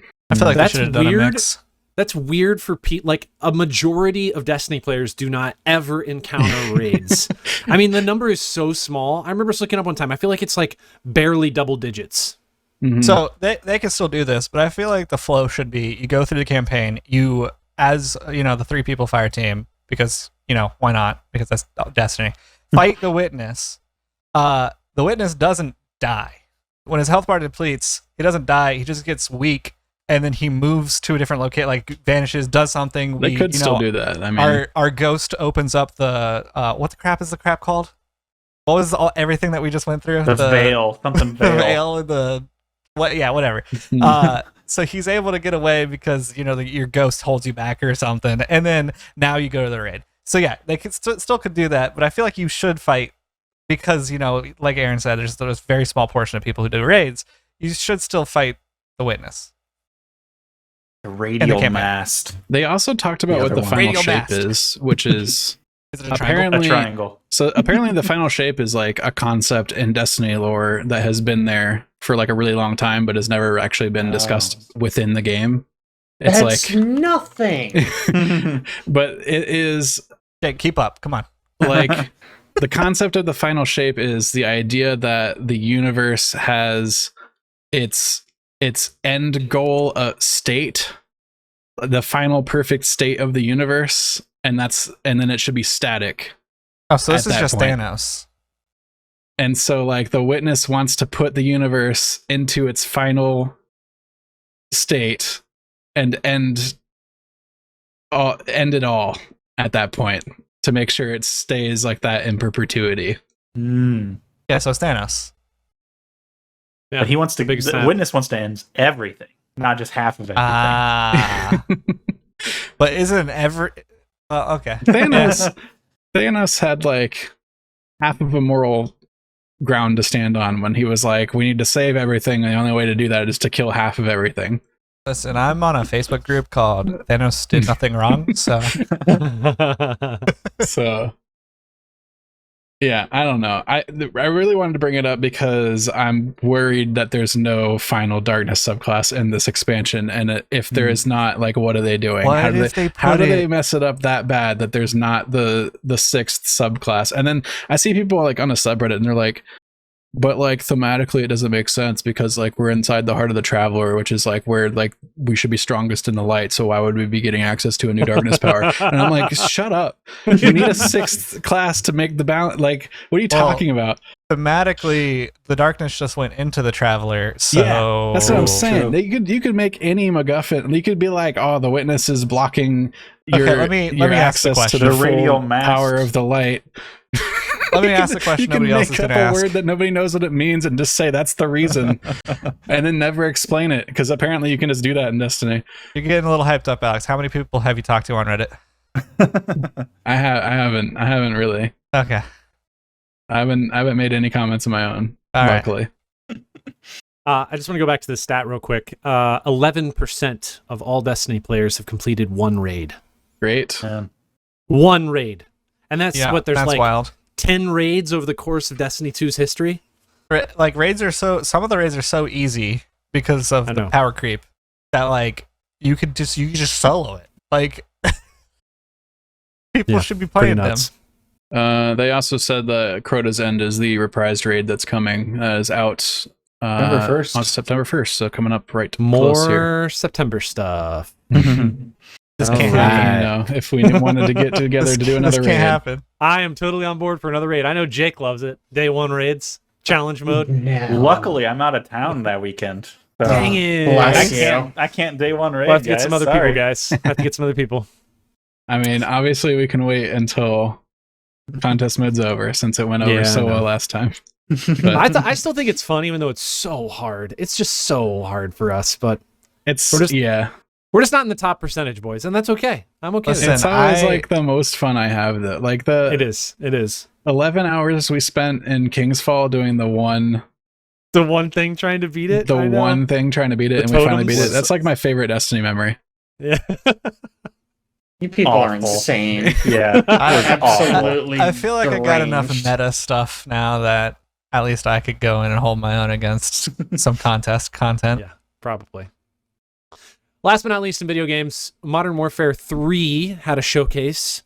Yeah, Chad, tell us so it's going to be back to Verdansk. Please Alex tell me. said something about Verdansk. Like there's a campaign literally, mission or something. They showed like a campaign segment on Okay, stage. cool campaign. And Cool, then cool. like it's literally just the Verdansk prison. Verdansk. I'm like, They this, did say this is the Verdansk prison, my guy. the first sequel that they were doing, have done. Quote unquote, the first First sequel. direct sequel Sequel. to a campaign. What is that? Like to the original one? I don't to- know what they mean by that because I feel like other COD games have had through-line stories like over and over again. Modern Warfare? Like the Black the Ops original games 3 and Black Ops? have like an I don't- overarching villain and stuff. They, and they don't have an overarching. Well, they I guess they technically have an overarching villain, but And they like don't have like a Makarov. congruent storyline. They're usually disconnected in one way or another. Yeah. I mean, sure. and like Soap's But, there or like- whatever. It's the same characters. True. Soap is in all of them. It's like saying Die Hard 1 and Die Hard 2 are not related at all because they're about different things. Yeah. Whoever okay. says I'm gonna fight them, don't. if You're you right, ever hear you're anybody right. say that, it's time to fight.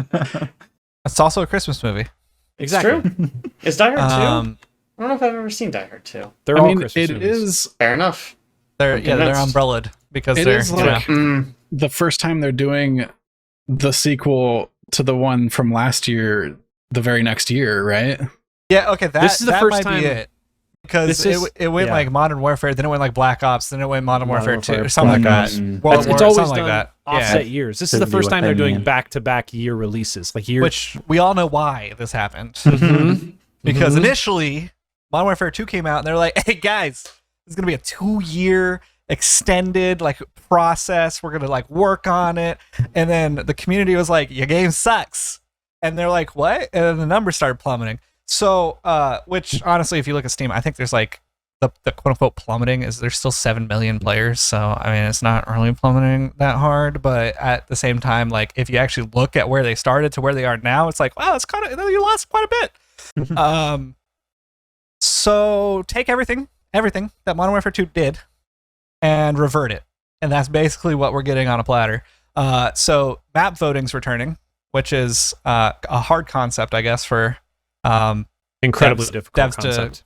create. But it's also a double-edged sword because then you can play Dust 2 for like every single game that you ever play. Just throwing CSGO in a mix. So there's the classic minimap behavior. They took away the red. Like if you guys ever play Call of Duty and like you start shooting, you look at the minimap, you see a red dot, and it's like, hey, enemy over there. They took that away in Modern Warfare 2, so you could like not have a suppressor on and you could fire, and just no red dot would be anywhere on the minimap.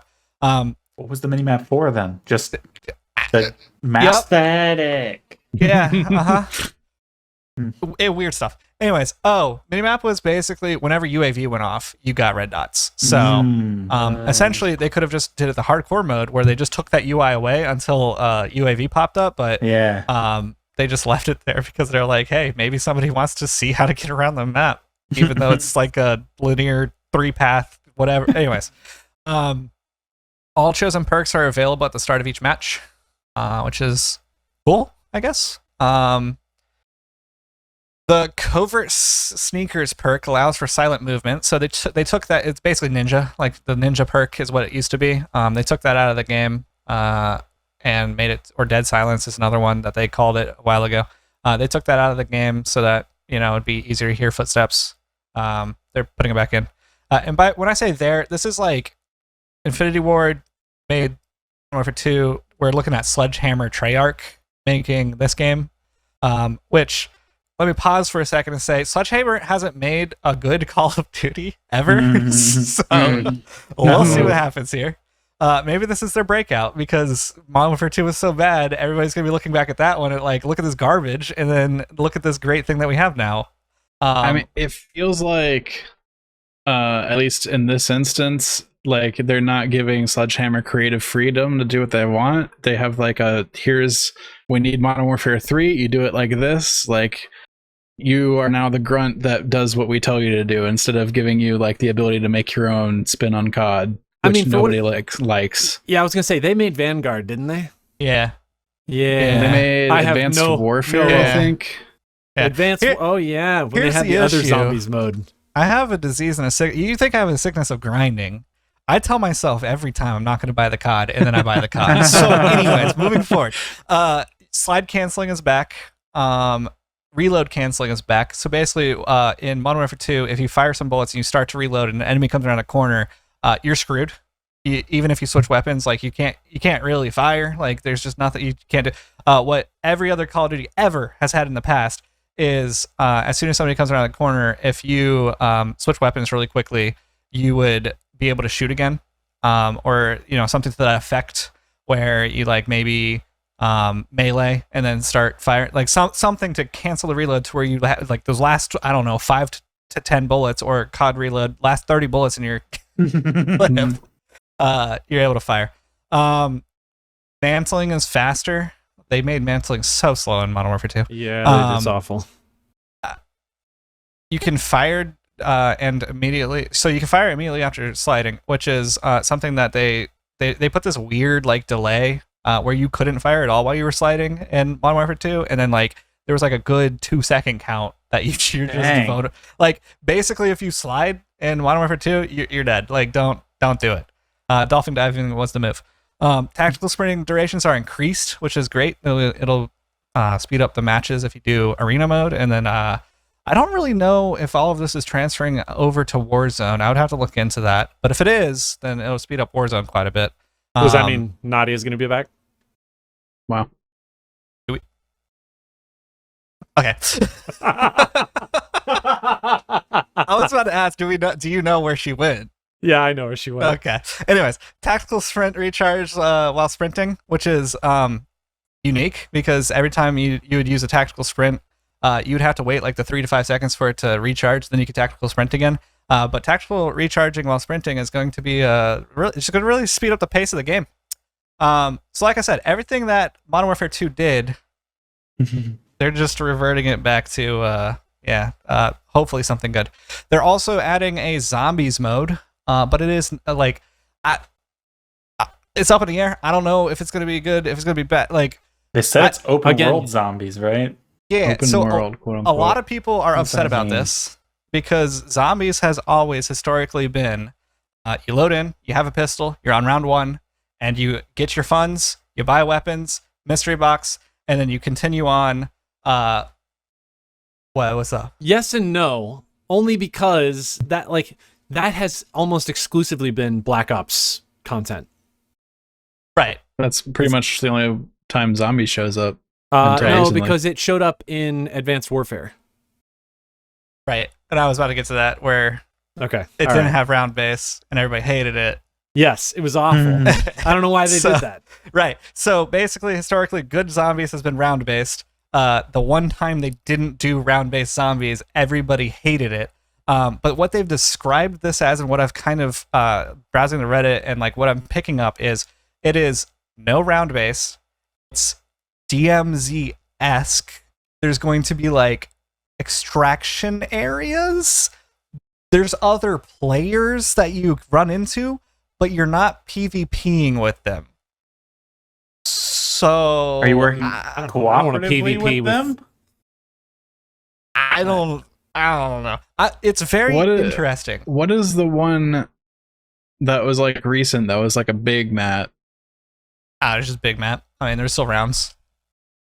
It was like gigantic though, and you had like vehicles and like it was just they were attempting a big. It was still big map, rounds. yeah. That was in rounds, what was the name of that game? Call of Duty. Cold War. Cold War. Yeah. Yep. I think in that one it was round based, but then it was also level based. So like you would start on one map and then you could choose to move to the next map, but you're still doing rounds while doing it. And I think there was a break in zombies coming at you, and you could choose continue on this map or let's go to the next map. So people like that. I feel like that was okay. I mean, I enjoyed it. It didn't have the compactness of like a classic zombies map where you're just running in circles and loops trying to just mow down zombies when they come down a channel. The two things that make a good zombies map: a spot where you can train, and Easter eggs. Yeah, baby. That's all you need. Yeah. That's it. That's all you need. Let's stop trying to change the formula when it's not, it's not broken. Don't fix it. I am curious about this DMZ outbreak, weird, large, extraction based. Like if they make it to where it's like DMZ where you go and find loot, and then you can like spend money in a shop and then like go back in. It's gonna be weird that there's other players that you run into that you can't fight. I feel like on top of that, they should have added PvP with other players to where it's like you got the zombies that you're fighting, and it's not people who are aimbotting you constantly, which is in DMZ, which honestly is frustrating. And then you steal loot from people like that. It's literally just DMZ, but they dropped zombies in place of the AI. I think people would be so mad if they put PvP into zombies. Well, Yeah. here's the deal. I feel like they should do 3 modes then. Well, I guess how many modes is that? Warzone, Arena, DMZ Zombies, and it's going to be called DMZ this time. And then they actually have like the zombies like Easter egg training, round based. Well, you like that? Yeah. Well, if you want round-based zombies, man, I was gonna say, what's the name of the game? Ruined my entire Call of state. Duty. Great job. Is it Killing Call of Floor Duty. 3? Killing Floor Black 3 is Ops. coming Killing out. 4-3. I just wanted to say that on the podcast. I got So- we'll Thank post it you. in post. You'll sound really Yeah. smart. Ultimately, if people end up not liking this zombies mode, really, it was a problem with managing player expectations. That makes sense. That's what it always is. excuse for every bad game ever now. Okay, let's move on. What? Sorry, go ahead. No, it's just funny that devs and television producers and they're just coming out with like, it's not our fault, it's your fault. That's right. You know, That's right. that's what all the indie devs are doing with Baldur's Gate 3. They're managing player expectations. Like, not everybody can make Baldur's Gate 3, guys. Yeah. But True what that. if Yeah, they because of all the funding that Baldur's Gate 3 had, in right? Kickstarter? Which here's the thing. Larian said, what funding? The whole discourse around the Baldur's Gate 3 is too good and an outlier thing got started by like this really small indie dev. And then I feel like AAA developers hopped on and were like, yeah, that's don't compare us to them. And I'm like, that's not the same thing, guys. Like, Not I'm going to even remotely compare close. Starfield to Baldur's Gate 3. I'm just going to do it. Yes. Blizzard's supposed to be making a ghost massive- accounts. It's like a massive, like, multi-$100 million game that you've invested like 8 years in developing or whatever. Like, I'm going to compare it to the best You have- games ever made. You have to. You have to. Mhm. Okay. Speaking of Baldur's Gate 3, let's move on to what you've been playing lately. And Owen, we're going to start with you. And I'm going to guess Oh my god. it's Baldur's Gate 3. I mean, yeah, that's like literally all I do. I wake up, I play Baldur's Gate 3. I just that's it. This is literally what that's you my said fucking last time day, on the man. podcast. Yeah, I wake up, I play Baldur's Gate. Done. Period. Yeah, like I'm 100 hours into it, and I just got to Act 4 or Act 3. So Is it I still I excellent? it's still fucking great, man. I'm gonna hit the level cap before I get done the story, but I do not care. I'm having such a good time with it. I saw somebody put in a mod for a lone wolf version that goes up to like level 20, but you have to like multi-class past 12 Nah, man. for like a original And sin lone wolf playthrough. Mhm. Is that like one character only? Yep. Yeah. One. Wow, that could get hard. They get like 2 actions, 2 bonus actions, Okay. double All right. movement speed. I thought. Is that how long? Yeah. Is that how Is that how it works in Divinity? I thought you just eliminated one person from your party when you took that. You have to. So with Yeah. Lone Wolf, you can only have up to 2 characters. Yeah, that's because what you I'm have thinking. four, it doesn't It work is a little anymore. different. Yeah. Lone and Wolf. Those are the. I'm still here. Yeah. Yeah. Yeah. Yeah, that's what I'm saying. It's a 2-person party, right? When you do Lone Wolf Yep. Yeah. in Divinity. Okay. You could also do it with 1 if you wanted to. I don't Then- know then why you you just would make want Crazy to. person. Who plays lone? Yeah. No, you play wolf, obviously. You gotta play with friends. Yeah. Unless your friend is Gale, because Gale just like fucking bailed on my party. we tried so hard. We had Gale in our party for all of Act 2, and it didn't matter. We just didn't have enough like points with him for him to ever tell us like what his story was, what his quest line was, or whatever. Maybe he was just like locked out of being able to tell us that because we didn't have that unlocked from Act 1. But then we couldn't do anything for him for Act 2, and then like by Act 3 he just like left a note. He was like, "Fuck you guys, I'm out." And I was like, all right, I guess that's one less choice for us to figure out who the hell to bring. Yeah. Because pretty much like so far we've just been doing like every single house or like where region that we walk into. We're just like, oh, this is Shadowheart's thing. Run back to camp, get Shadowheart, walk into the building, do whatever conversation that Shadowheart needed to be there for, go back to camp, let it like leave, grab the next person, go to the next area, and so we've here's just a been running question. through, just like gunning through all of the our companions. How do you handle that when you have no origin characters and you're playing with a group of 4? Because there's somebody origin in the characters. Yeah, no There origin is characters. a way to do it, but it's very like we all created our own character.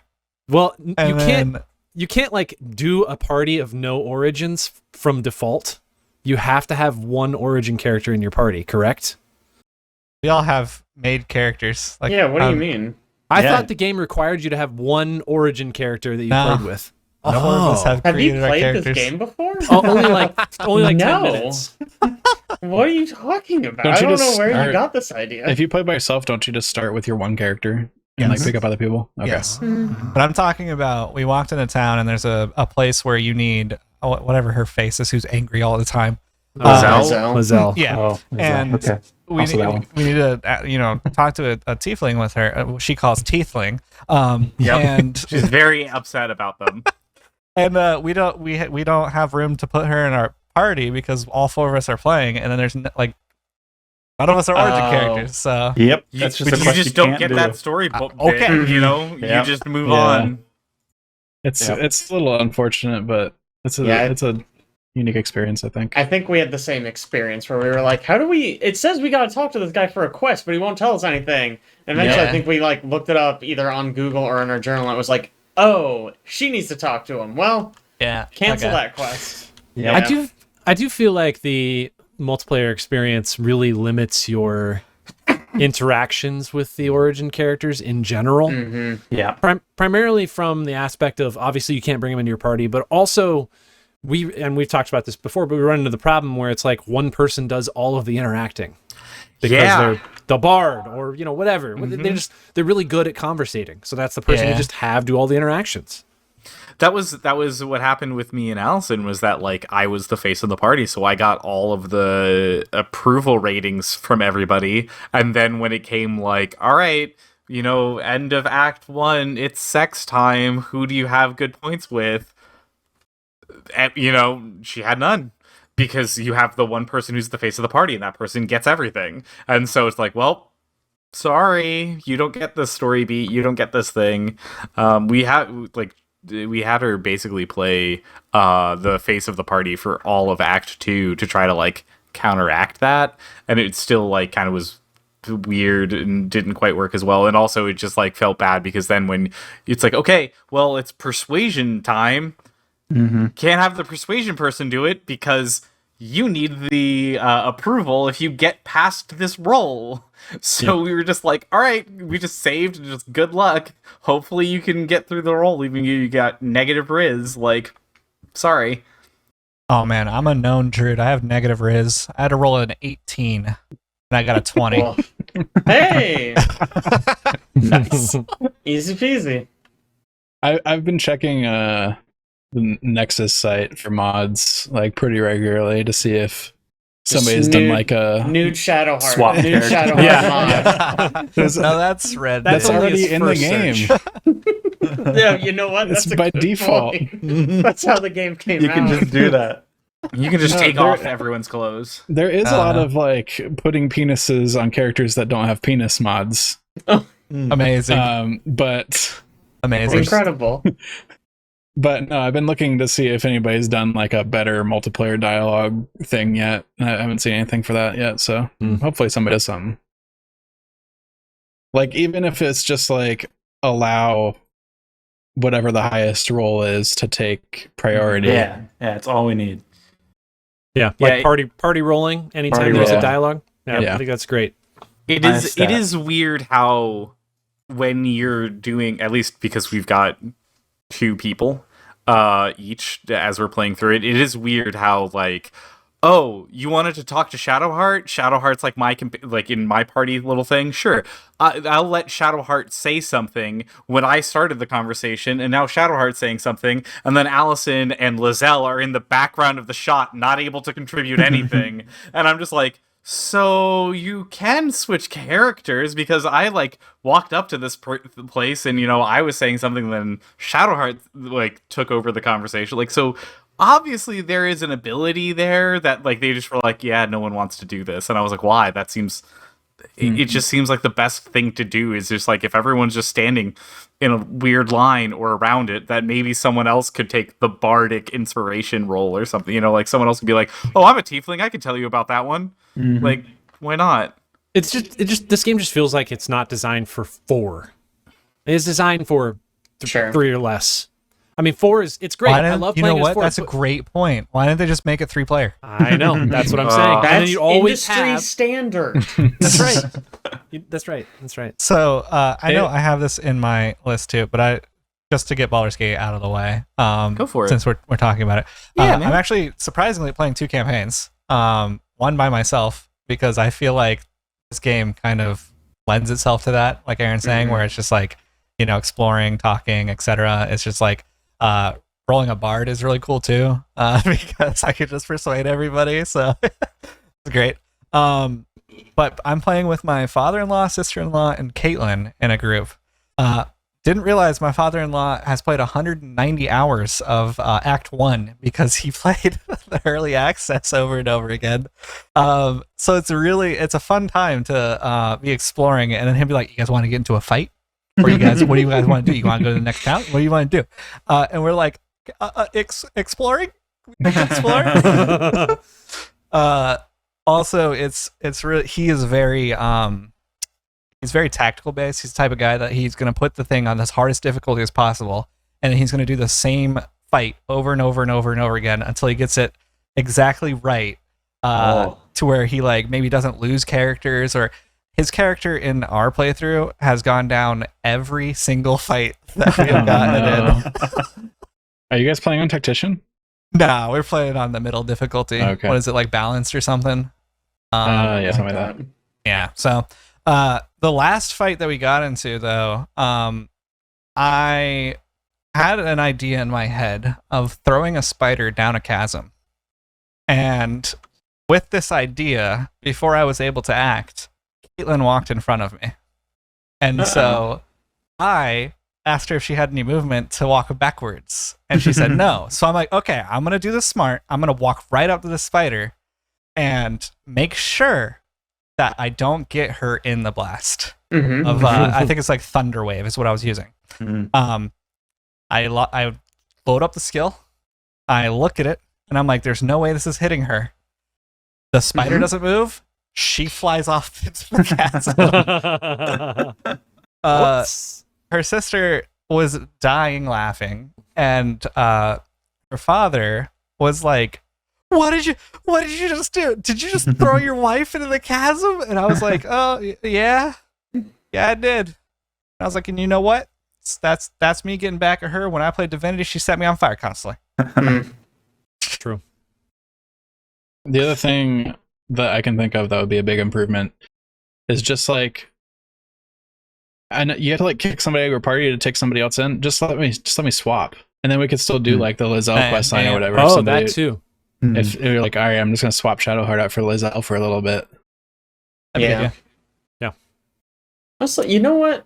The way the Pathfinder game, Wrath of the Righteous, does it is really nice. Whenever you leave your camp, it just has a bunch of portraits, and it's like, these portraits are the guys at camp, and these portraits are the guys you take, and you can just drag and drop to build your party every time you leave camp. Yeah. Something like that would be nice, because even if you're like, this is my party, I want them every time, you just click OK. Yep. You know, like, it's just one more OK box. It's not that bad. But if you want to switch, it's easy. I could see, like, maybe they didn't do that because you can have custom characters, and custom characters can't stay in camp or something. Yeah. And so, like, they just didn't enable that functionality, but... Like, they can't... Once you make a custom character, they need to come with you all the time? Yep. Really? Like, that's recruiting with the zombie boy? No, I don't think the recruits have to come with you all the time. But if somebody loads into your game and makes a custom character, because you want to play with somebody for a while, Mhm. and then they leave, that custom character's in your party now. Oh, Permanently.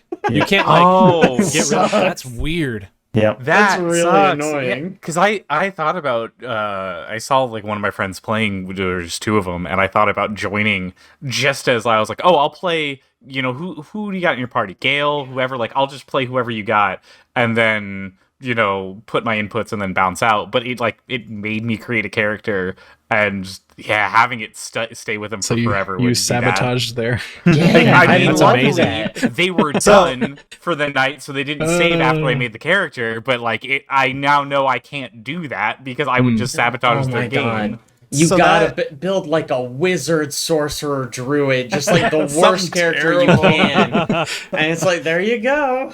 So that time that Caitlin said that she could join your game, Caleb, if she did, she would have ruined your playthrough. She would have ruined. Well, I just reloaded, but yeah, True. would have ruined me for a while. Absolutely hilarious. I did want to say one more thing. I'm playing a druid, and I'm doing shapeshift, so I'm doing bear tank. Love it. And I was talking with Caleb a little bit, actually, and doing research, because it's not very clear whether or not equipment does anything for me. So like if I go to a vendor, if I just like buy one of the green items or something that's supposedly going to make my character better, I don't think it does unless I'm out of bear form. So that's just an interesting kind of interaction that if you're coming into this not playing D&D or that sort of thing, and you're playing other games like I don't know, World of Warcraft, for instance, where you're a bear tank and everything matters. So there's that. And then also a really cool interaction is you get like multiple health pools. So like when you go into bear, you have 30 health. Currently I do. And then when you come out of bear, you have your full 19 health, and you can go back into bear after you come out of bear, and you have 30 health again. So you just kind of have that nice amount of HP. So like even if you don't feel like you're tanky, like you're just tanky based on how many duplicates of health pools you have going forward. Interesting. Jake, how about you? What have you been playing? Me? Oh my gosh. We're done with Baldur's Gate 3. So I've been playing this game. It's called Baldur's Gate 3. But no, seriously. We got a chance. We finally played some more Remnant 2. We talked about this a while ago. It kind of got lost because it came out like right before Baldur's Gate 3. So sad. Yeah, because it's great. it's like excellent. we talked about it a little bit before, but it's like a third-person shooter Souls-like game.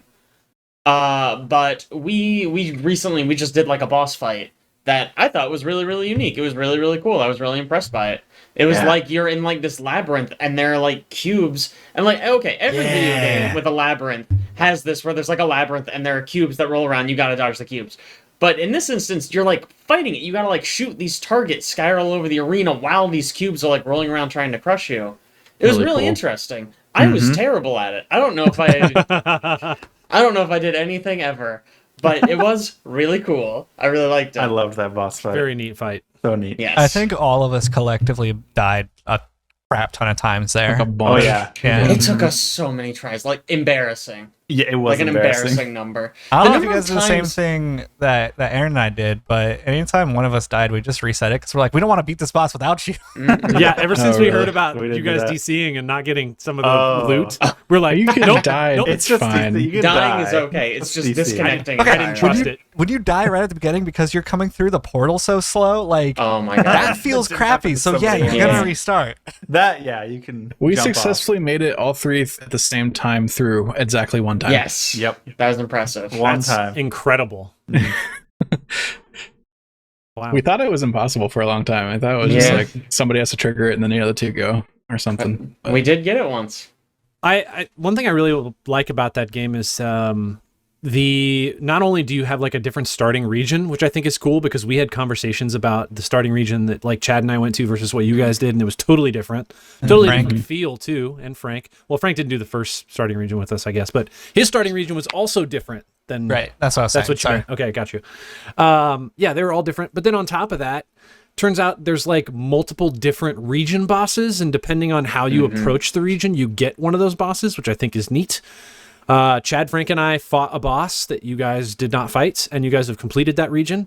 So Yeah. presumably you won't fight that boss. Chad and And Aaron so- were like, "What do you think of that boss?" And then they started. I was like, "What boss are you talking?" And then they started trying to describe, and I was like, "I don't know what you're talking about. This is Yeah. not. And I was like, did you Really not cool. fight like the stag and like the monstrosity dude? And they're like, no. I'm like, what? Okay. Yeah. Really neat. I think that's a cool approach. Yeah.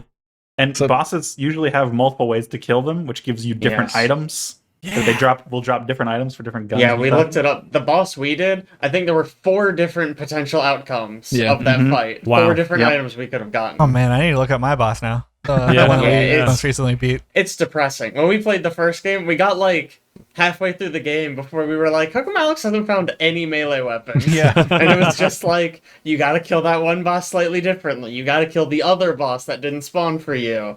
Yeah. You gotta kill this boss. You gotta cut off his tail, not just shoot him. And it's like, oh, well, we didn't know any of that, so we were That's- just shooting him. Luckily, also why, Remnant 2 like- starts you with the best melee weapon in the game, so it doesn't Oh. matter. That's yeah, baby. Yeah. I mean, it's kind of nice, though. I just have a really good sword the whole time. It's also why like the concept of the adventure mode exists, so you can like reroll Yes. areas and go through them and potentially find alternate outcomes and different items and stuff like that. So without playing like a fresh campaign again or New Game Yeah. Plus or whatever. Yeah. Mhm. Yeah. It does. I feel like it's a little frustrating. I'm the kind of person who likes to play, like, Elden Ring and get all of the weapons, or play Dark Souls 3 and fight all of the bosses. So playing this, and it's like, oh, you want to see all the bosses? Alright, that's going to be 10 playthroughs. I'm like, well, I'm not doing that. Like, I'm sorry. That's not going to happen. I guess the benefit to having a game like that, though, is that you don't really have to feel like you need to grind it. You can just play Oh, sure. through and be done with the game, and it's not like, well, I'm gonna go spend all my time trying to track down all this other stuff in the game, I mean- content wise. That's true. Yeah, you can just kind of plow through it, and then it does. I mean, it does make repeat playthroughs really enticing. Yep. Because it's like, oh, dude, it's basically a new game. Yeah. Really cool. The second way that our boss could have been killed seems absolutely ridiculous. Yeah, I don't.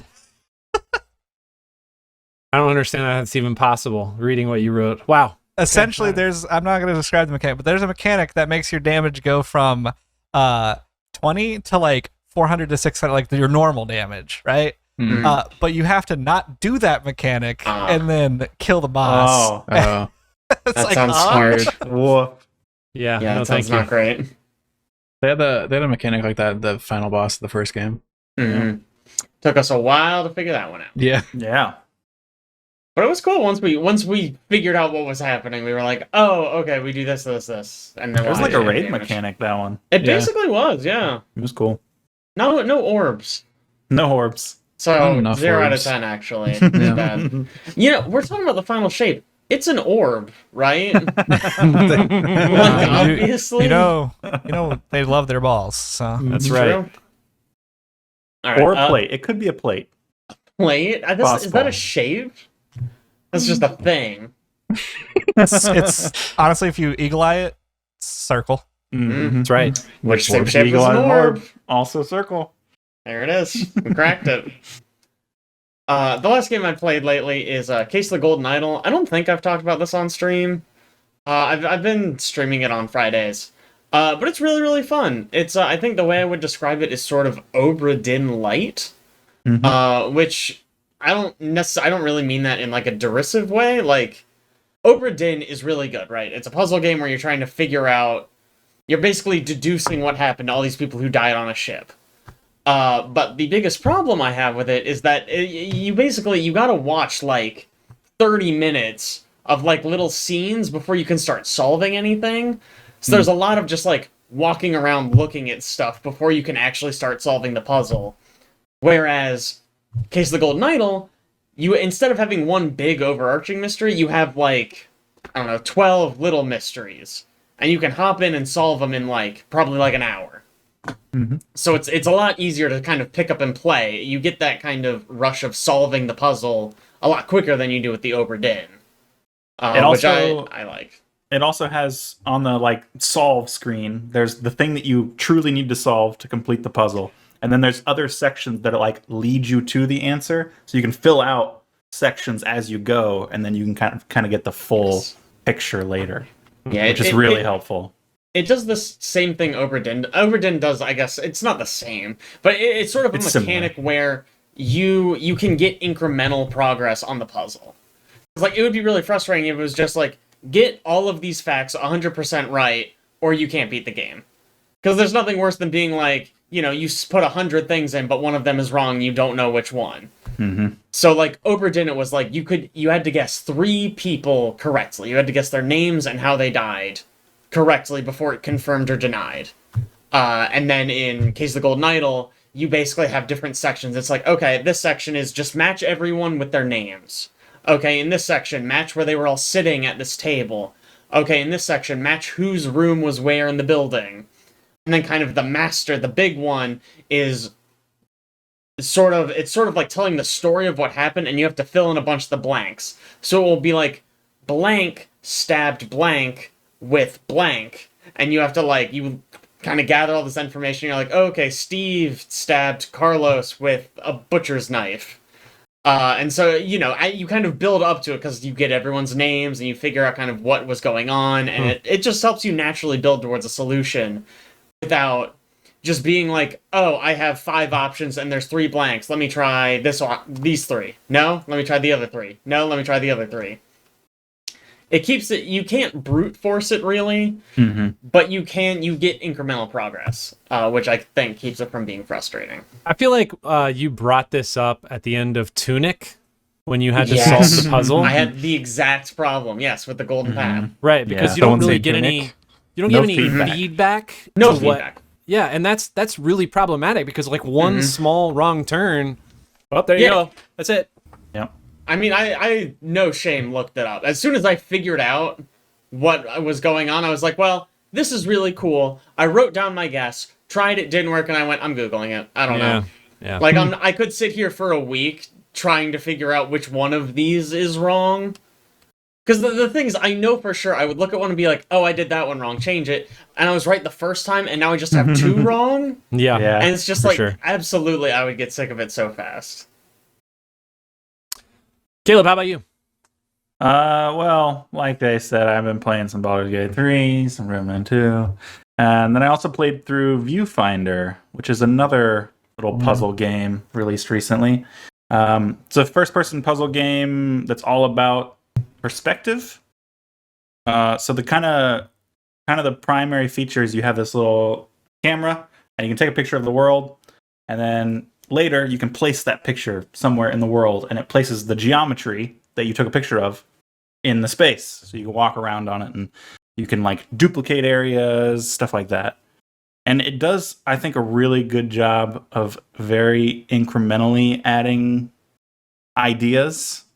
So every follow-up puzzle feels a little bit more interesting and you learn something new with every single one. None of them are kind of repeated, which is really good for a game like that. Because some of those can get pretty stale when you're doing the same thing over and over.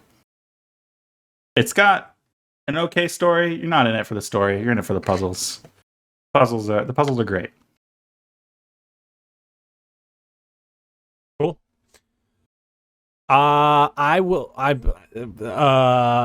Sorry, Chad's messaging me at the same time, so I'm trying to talk, but I'm also hearing text-to-speech in my ears, and I'm trying to formulate a sentence. Everybody, and not just you. So I'll jump in next. 2 things, really, because we've already talked about Remnants. Hades, I finally finished and got the true ending of Hades. Finally. Yeah, on Hell mode, it's a little bit difficult, but man, what an incredible ending! What a good game! It's so solid. Jake, did you play any of the epilogue? I played a little bit. I kept wanting to go back, but I just never got around to it. Maybe I will once, like, before Hades 2 actually comes out. Yeah, before it fully releases. Yeah, because I got, like, credits rolled, everything happened, but then there's still, like, a crap ton of content that I just hadn't... Oh, yeah. I haven't done yet. Plus, you get a, I can't think of what they're called, an ornament, relic. What is the little thing you carry with you? You pick one of that you carry along with you. What are those actually called? Trinket? Like the dog collar. Trinket, maybe? Yeah, okay, trinket. Let's go with that. Yeah, sure. Because you get one at the end of the game, basically, that you've never had before, which is actually really powerful. Keepsakes. That's right. Thank you. So I really want to, I heard there's like I read that there's like an actual like epilogue ending as well that has this little like story beat to it. Yeah. I don't know that I'll play through it because it seems like it's going to be a lot of grind to actually get to that point. You basically have to get favor with all of the Olympic gods, which man, that's a lot of work. Yeah, So, wow. yeah, we'll see. One thing I did want to point out, you mentioned this last time when we were talking about Hades, which is that somebody finally beat it on max hardest. heat, Yeah, which max is 64 heat. And I went back and I looked it up because I was really interested in this. And actually, this year was the first time that anybody has beat it on max heat. The first two people that beat it, they beat it modded, meaning basically the max heat, they call it the max heat community, if you will. They have like,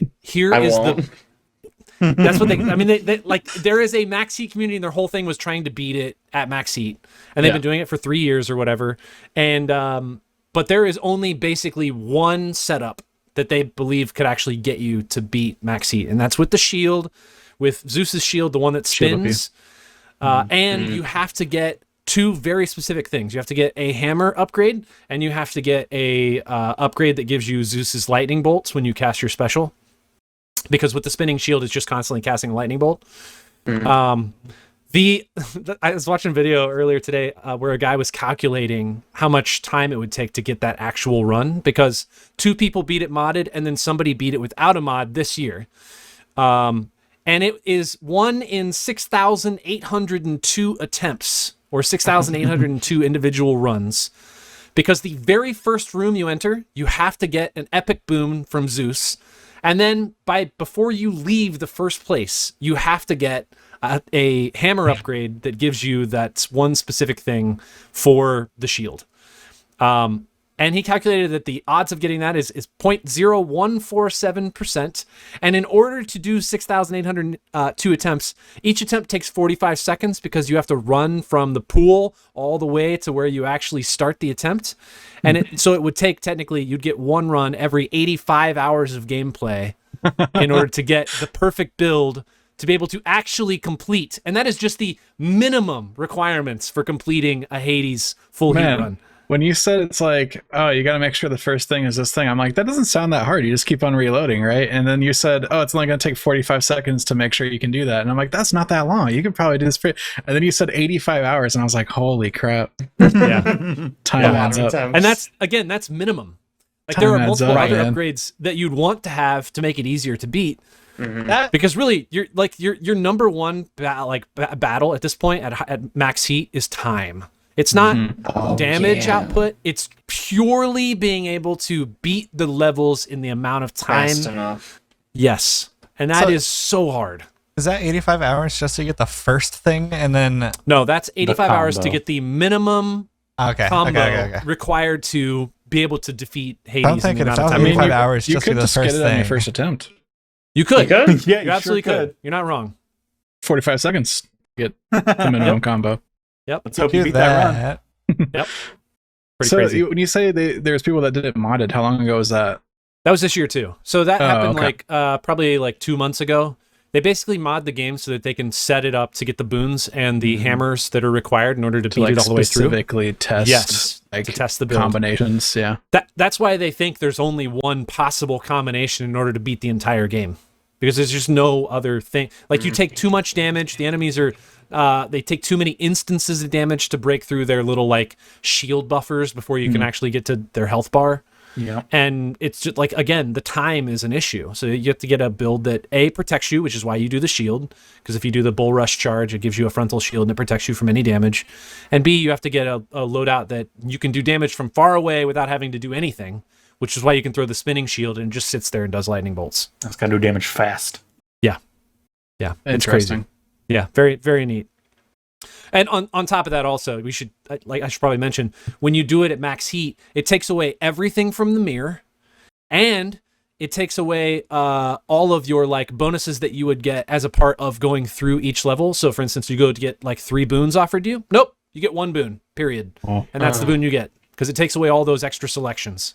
That's just mean. Yes, no re-rolls on doors for rewards. Can't do any of that. It's just all entirely luck. Yep. Yeah, it's that's why it takes so many attempts to get it, and that's why they thought it was basically unbeatable until somebody just lucked into the best combo and then beat the run. Well, I mean, is this like when Dream hit Minecraft world record? Like it's genuine, but secretly he was just There's like cheating. a 1 in 3 trillion chance that this run occurs. And Dream's like, yeah, I got it. Yeah, What? it's fucking crazy, man. guys.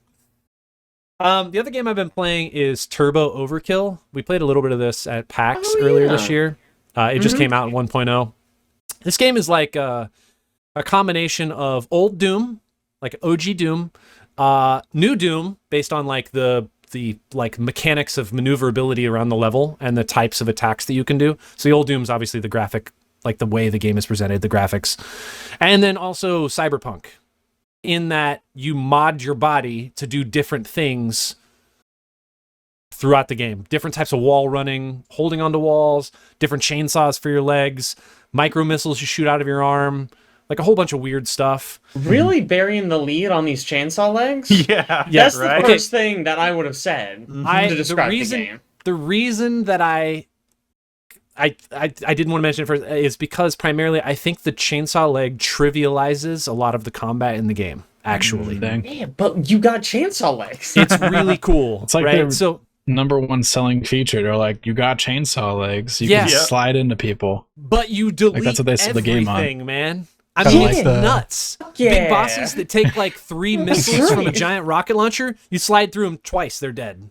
Kind of like It's the like- blaster in Star Wars. Like, put that on and you feel dirty for using it. Yeah, man. It's wild. I think the story's fun. The gameplay mechanics are really fun. There's actually the level design is pretty crazy. It keeps like expanding bigger than you'd imagine, because like you kind of just imagine this game's going to be focused on like maybe like a Dread style building, because it's in like a cyberpunk world, right? So it's a Dread style building. You're just working your way up different levels, but it adds like climbing elements and different types of jumping elements, and then you get in like a flying car from like Blade Runner, and you drive it around and shoot a Gatling cannon, and it's There's just like a story campaign? yeah, there's a story. Yeah. Okay. Yep. The For story some campaign. reason, I thought this game was a roguelike. No, it's story campaign. There's like I want to say like 16 missions or something over 3 episodes, chapters, I think is what they call it. But it's a lot of fun. Nice. Very enjoyable. If you want something where you can just mow down enemies and it feel like you're running through like a Doom style game, this is it. And it plays really well. Just be aware, when you play the game, you're going to want to just run and slide and chainsaw leg every enemy that you come across, and you end up not using your weapons. It's okay. I mean, it's cool. It's a cool chainsaw leg, but I'm only hearing selling points. yes, chainsaw leg. Cool game. Alex, how about you? Yeah. I played Pseudo Regalia. It's really good. Everybody should play it. It's $6. Is this Here, like extra mind the blown. Penguin Heist what's it level like? of good? It's a 3D platformer. It's a Metroidvania, but it's mostly a 3D platformer. It's like 90% platforming. There's like 10% combat. The game starts out, you go a little bit, and like you get your first power, and then you fight a boss, and you're like, oh, this is how this is gonna be. And then you like don't fight a boss again until like the end boss. And it's so much fun. The movement is so slick. The movement systems that they have is so well done. It's just really like freeing. Like you can just get anywhere if you like try hard enough and like string together enough cool moves. You can get places that you're like clearly like pretty early on, clearly you're going to get a wall run at some point, because there's a bunch of areas where you're like, obviously I need a wall run for that. But this trailer a lot just of those ruined that for me. Oh, really? A lot of those areas are like, if I like do the super long jump and like bounce off these walls with my kick, and then like make sure I kick towards the end and then like melee cancel it, I can grab this ledge just barely. And it's stuff like that. It's just like really, really cool to me. I don't know. I beat it, and then I started playing through it again just because I wanted to do more of the movement. Oh, Wow. You sound like a little kid when you're talking about this game. It's so funny. It's just really cool, man. It's just a lot of fun, and it's $6. GOTY? Like, it's so. I mean, I don't know if it'll be on GOTY or not. I'm picking it up then. There's gonna be a There's lot of stuff on there's a lot of GOTY this year. competition for There's GOTY. almost Yeah. no way. Yeah. GOTY is this year is too stacked. Yeah, it's pretty Mhm. stacked. Yeah. Stacked. But highly recommend. I hadn't heard of, it came out like last month and I hadn't heard anything about it. Apparently it's been high up on the Steam charts in like Metroidvania area. I haven't seen that. But Iron Pineapple put out a new video. He always does like his like Souls likes you've never heard of videos. And it was Lies. it was like the first thing in there and he's like playing it and I was like, man, this looks awesome. So I just like paused the video and I was like, it's $6. So I just bought it. And then I ended up playing through the entire game before I went and resumed the rest of his video. It's really great. Pseudo Regalia. Go check it out. How long? Real short? It took me like 7 hours, I think. Okay, not even that short. Pretty standard length. Mm-hmm. So 7 hours is a long time. That's the other thing I played is also another like pretty short game. It's called On Guard, which actually I saw Jake start up today. I didn't know you. Yep. I don't Yeah, feel like it's- you're pronouncing that right. How should I pronounce it, Aaron? Oh God. Yeah, Yeah. they lean That's way actually sounds in into the game. that specific vibe in this Yeah. game. Mhm. It's a combat game where you're fencing people and you're using the environment to your advantage constantly. That's like its main gimmick is like you have to constantly be like pushing people into weapon racks or like throwing mugs at people or like starting fires or exploding things or like jumping Putting over buckets on their tables. heads. Yeah, putting buckets on Mhm. people's heads, kicking people off ledges. Like that's the only way you can survive because it's very much set up to be like a one-on-one dueling combat system, but they throw like 10 enemies at you. So you have to use a bunch of your environment to like deal with everybody for like a few seconds while you engage with one enemy for a little bit. Mm-hmm. And the flow around that style of gameplay is really cool, I think, and it's a lot of fun. It's really short though. It only took me like 4 hours to finish it, Dang. somewhere around there. This looks to me 6.2 like hours. Assassin's Creed fencing. I mean, the demo was an hour, wasn't like Yeah, something. Like, I think the demo you play like the first chapter, and there's like 3 other chapters, and that's it. So fairly short, but it's Worth meant to $20? be replayable. Worth $20. it's on sale right now on Humble Bundle for like 17, I think. Yeah, I think I got it for like 17 or 18 or something like that, but it's I don't know, $15 Close. maybe, like somewhere around there is maybe what I would value it at. But it's meant to be like replayable. Like there's like challenges listed for each level. Like you gotta, do this specific thing with this type, like kill a duelist 3 times with a cannon. Like that's what you have to accomplish in that level, or like, and there's a bunch of those challenge type things that you're supposed to try to do, which I am not going to do. I finished the game and I'm like, cool, that was fun. That was a fun little experience. But yeah, and it's also like very like swashbuckling, like zany characters and stuff like that, and they're all fun. So and it gets pretty darn hard too, so it's got the challenge factor there. If you're not constantly on the move and constantly using your environment to your advantage, Gonna die fast. then you're gonna die very quickly. Yeah, you cannot engage multiple people at a time. It's just you it's can got if a you're cool good. system where like instead of enemies having like their attack patterns that you have to deal with and it's just all the same for everybody, if you're fighting somebody, other enemies will specifically try to like do things to throw you off or to rescue them. So Mhm. like you've got your one dude and his thing is like he throws parryable attacks, and so you got to parry him. But like if the same enemy is at like your side, he'll come and throw attacks that can only be dodged to try to like throw you off fighting like the one dude. And then there's like, as you progress, there's harder enemy types like duelists and stuff like that have so it kind of has a Sekiro style system where you have to wear people down and then you get like a point of damage in on them, and most of the enemies have like 2 points that you need to do in damage to kill them. And the duelists have like a thing where their meter will like instantly refill if you give them breathing room.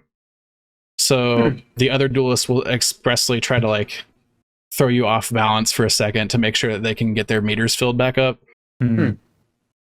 But that AI is kind of interesting. So fun game.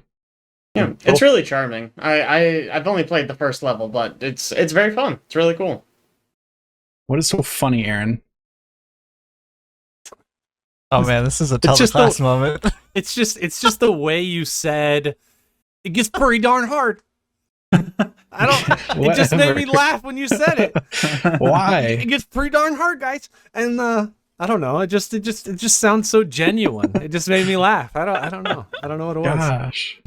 Can't even Last talk about my but video games in peace. definitely least, Chad. Wow. All right, yeah. I'll try to be quick. You know, we're getting pretty close to a long podcast. Anyways, Nah, we're good. 2 hours 34 minutes so we're far. good. That's not bad. Cool. All right, I'll take my time then. Cool. So I'm gonna go out of order in the list that you see here. I know you audibly Stop listening to this can't see that, but I'm going out of order. Dark and Dorker.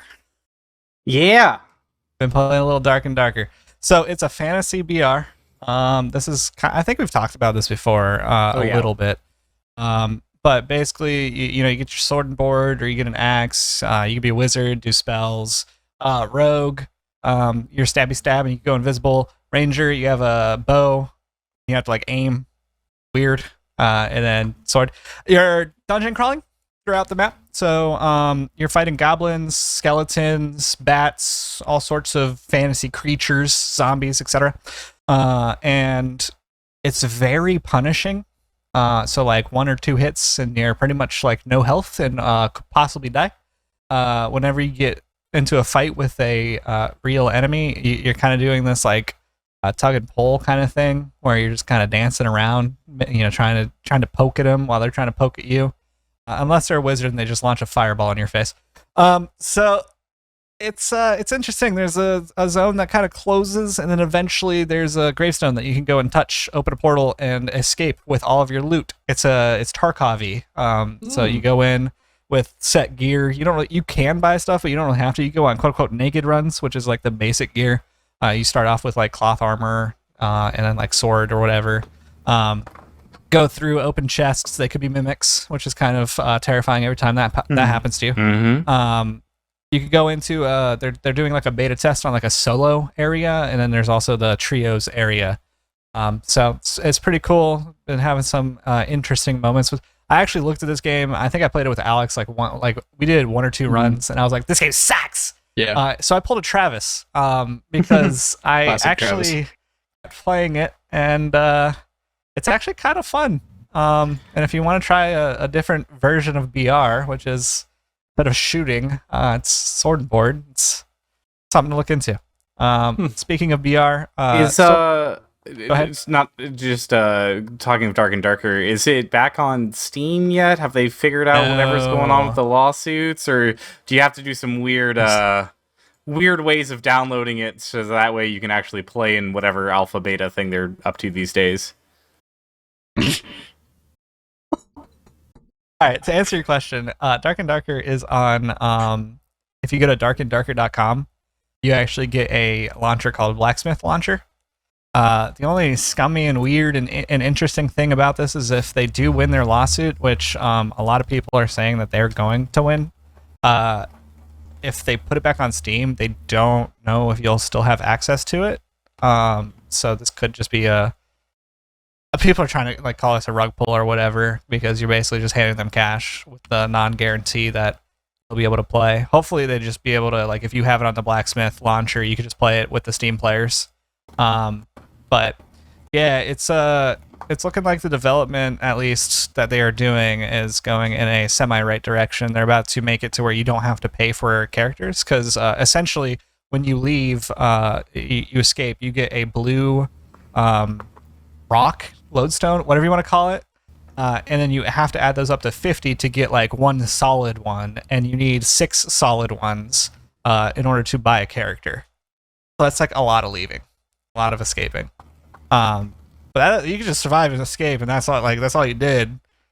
Then hey, but yeah, it's very tense. It's very anytime you see a player, you never know what's gonna happen.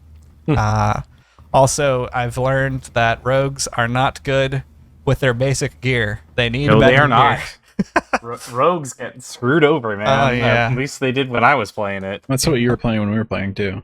So Yeah. If I remember right, when you guys played the first time, you were really not a fan of the combat, right? I was not. It was Yeah. like super clunky and weird. So the it's interesting because I'm the type of person that can really mimic good players after I've witnessed what they do.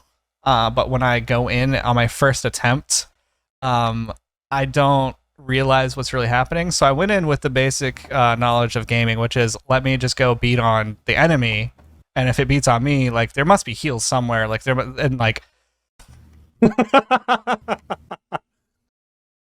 Anyways, I've learned that it's all about poking. So like you go over and you smack the enemy one time, you are backing up as soon as that hit connects, and then you wait for them to attack, then you walk back in, hit, and like I wasn't doing that in our first play. I was just like, why am I taking so much damage? How come when I'm side strafing I can't dodge this? Like what's happening? Like so yeah, watching some players before getting this again, I realized that I was playing very wrong.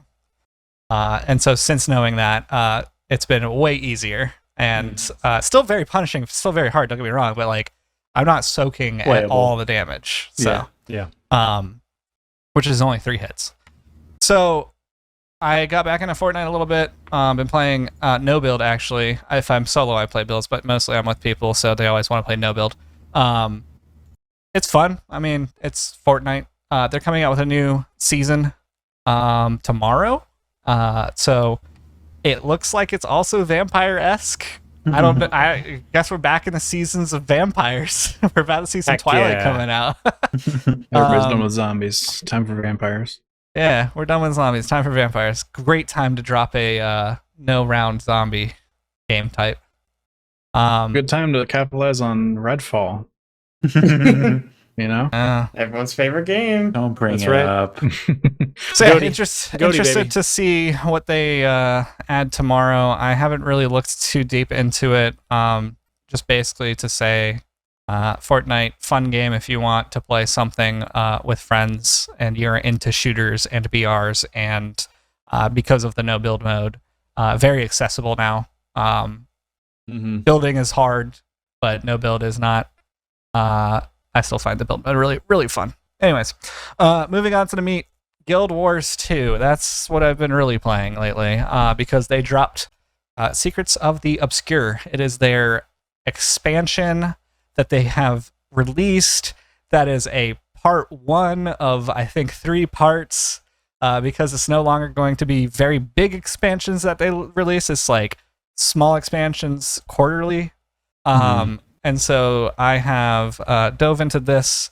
It is after the Dragon Saga, because if you guys remember, End of the last Dragons. expansion was End of Dragons. I do So we remember all this, yeah. know that the dragons are gone. Spoilers. But Secrets of the Obscure is heavily focused on your dragon mount. Conundrum, yeah. So that's Well, the the thing. difference is dragon and dragon mount. See how there's a difference there? Yeah. Well, also they call it Skyscale, not Elder Dragon. So yeah. Skyscale aren't dragons. They look and sound and act like dragons. They're not dragons. Essentially, the story begins. You are a commander. With that, did you hear that? I heard Kate laugh from so far away. Essentially, you're a commander without a cause. So, which is cool because the first mission you do is commander without a cause. And you're just bored. You don't know what to do. All is right in the world. Like everything's relaxed. You're just kind of like you've been fighting all this time, and now you're just like, what? Okay, what do I do? And somebody's like, hey, there's this weird disturbance happening over here. Please go check it out. So you go check it out. Turns out that it's a rift in the time-space continuum, and you get transported to this weird demon dimensional world. And then some weird voice whispers to you, and we still don't know what that means. And then you are now in this like astral plane, like above the sky, like kind of in the world, but not in the world. And so the map that they first land you on that you can explore, Skywatch Bastion, something like that. Anyways, it is a makeup of all of the maps across Tyria combined. So like each expansion has its own kind of feel, and they basically scattered all throughout this map that kind of feel. So there's like the Azura It's like place, inside there's the desert. Traveler. What? In the final shape, inside the Traveler, when they Yeah, have like that all the I maps made come a comment. together. I was like, "How that's funny," because you know both the games that are MMOs that I play are gonna have like the same kind of feel to it. Where, but yeah, it's a very beautiful map. It's very heavily based on the mount system with the flying mounts, and so the flying mount that used to take a literal month, maybe 2 months to get, they kind of just hand to you for free in this zone. You can't use it outside of this zone, but like in this zone, you're able to use it because they want you to be using it to kind of navigate through the map. There are different rifts, the thing that you got stuck through in the beginning, that are spawning everywhere, but now with your new allies and friends, they've taught you how to close them. So you're going and hunting these torments and I think they call them cryptus creatures down, like demon creatures. You kill them, close the rifts, and they give you some currency that is basically just like the map currency, and which you can spend later to get your sky scale. If you don't have it already, you can unlock it way easier. I'm already like halfway through, more than halfway through, trying to get the sky scale mastery stuff done, so that basically, essentially, if I didn't have a sky scale, I would unlock the sky scale, and it's kind of cool. So I think they've done a really good job on the expansion, and honestly, they did a really good job on one thing, which was they managed players' expectations. So they told us out the gate that we were only getting one part of a 3-part expansion. So therefore, we are expecting a little bit of content, not a lot of bit of content. So, ANET, thumbs up. Maybe other people can learn from them on how to manage expectations.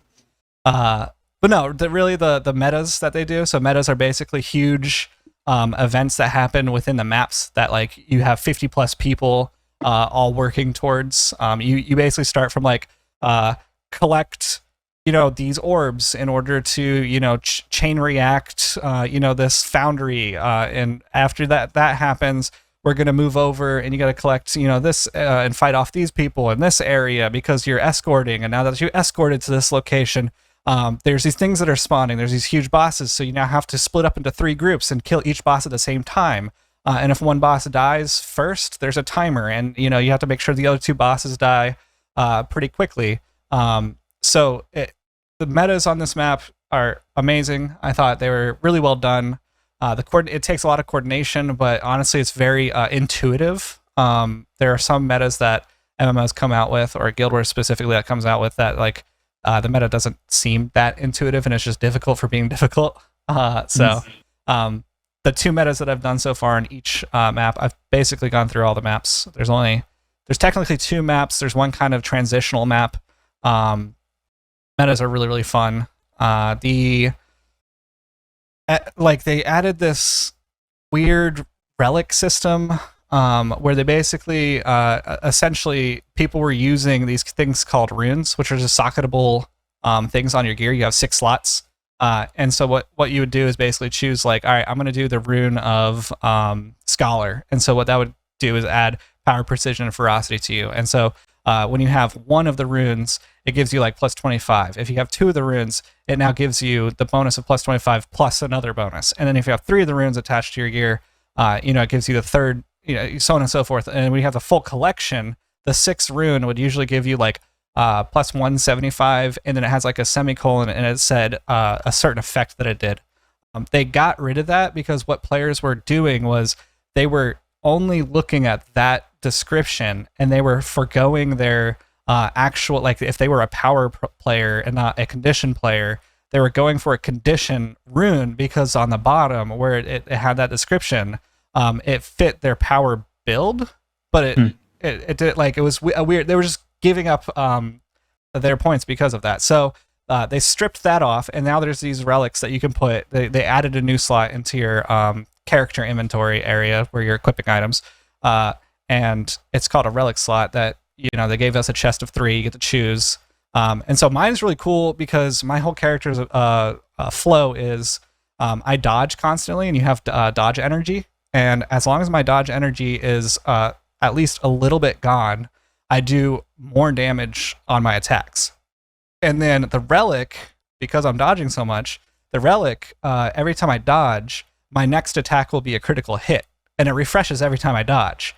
So I'm doing more damage because I'm dodging, because that's my passive that I have. And then the relic that I added on was now I just do crits every time I dodge. So I was happy with mine. There's some people that aren't really happy with the relic system, but I think it's just people don't like change, and they'll get used to it. So anyways, I think for the content that they released, the content that they introduced, and there's a little bit more coming later kind of thing. Once again, they managed expectations, and I think they did a really good job with this one. It's their first expansion after the Dragons, and I think they hit a home run. Do you buy these 3 parts separately, or do you buy them as a whole?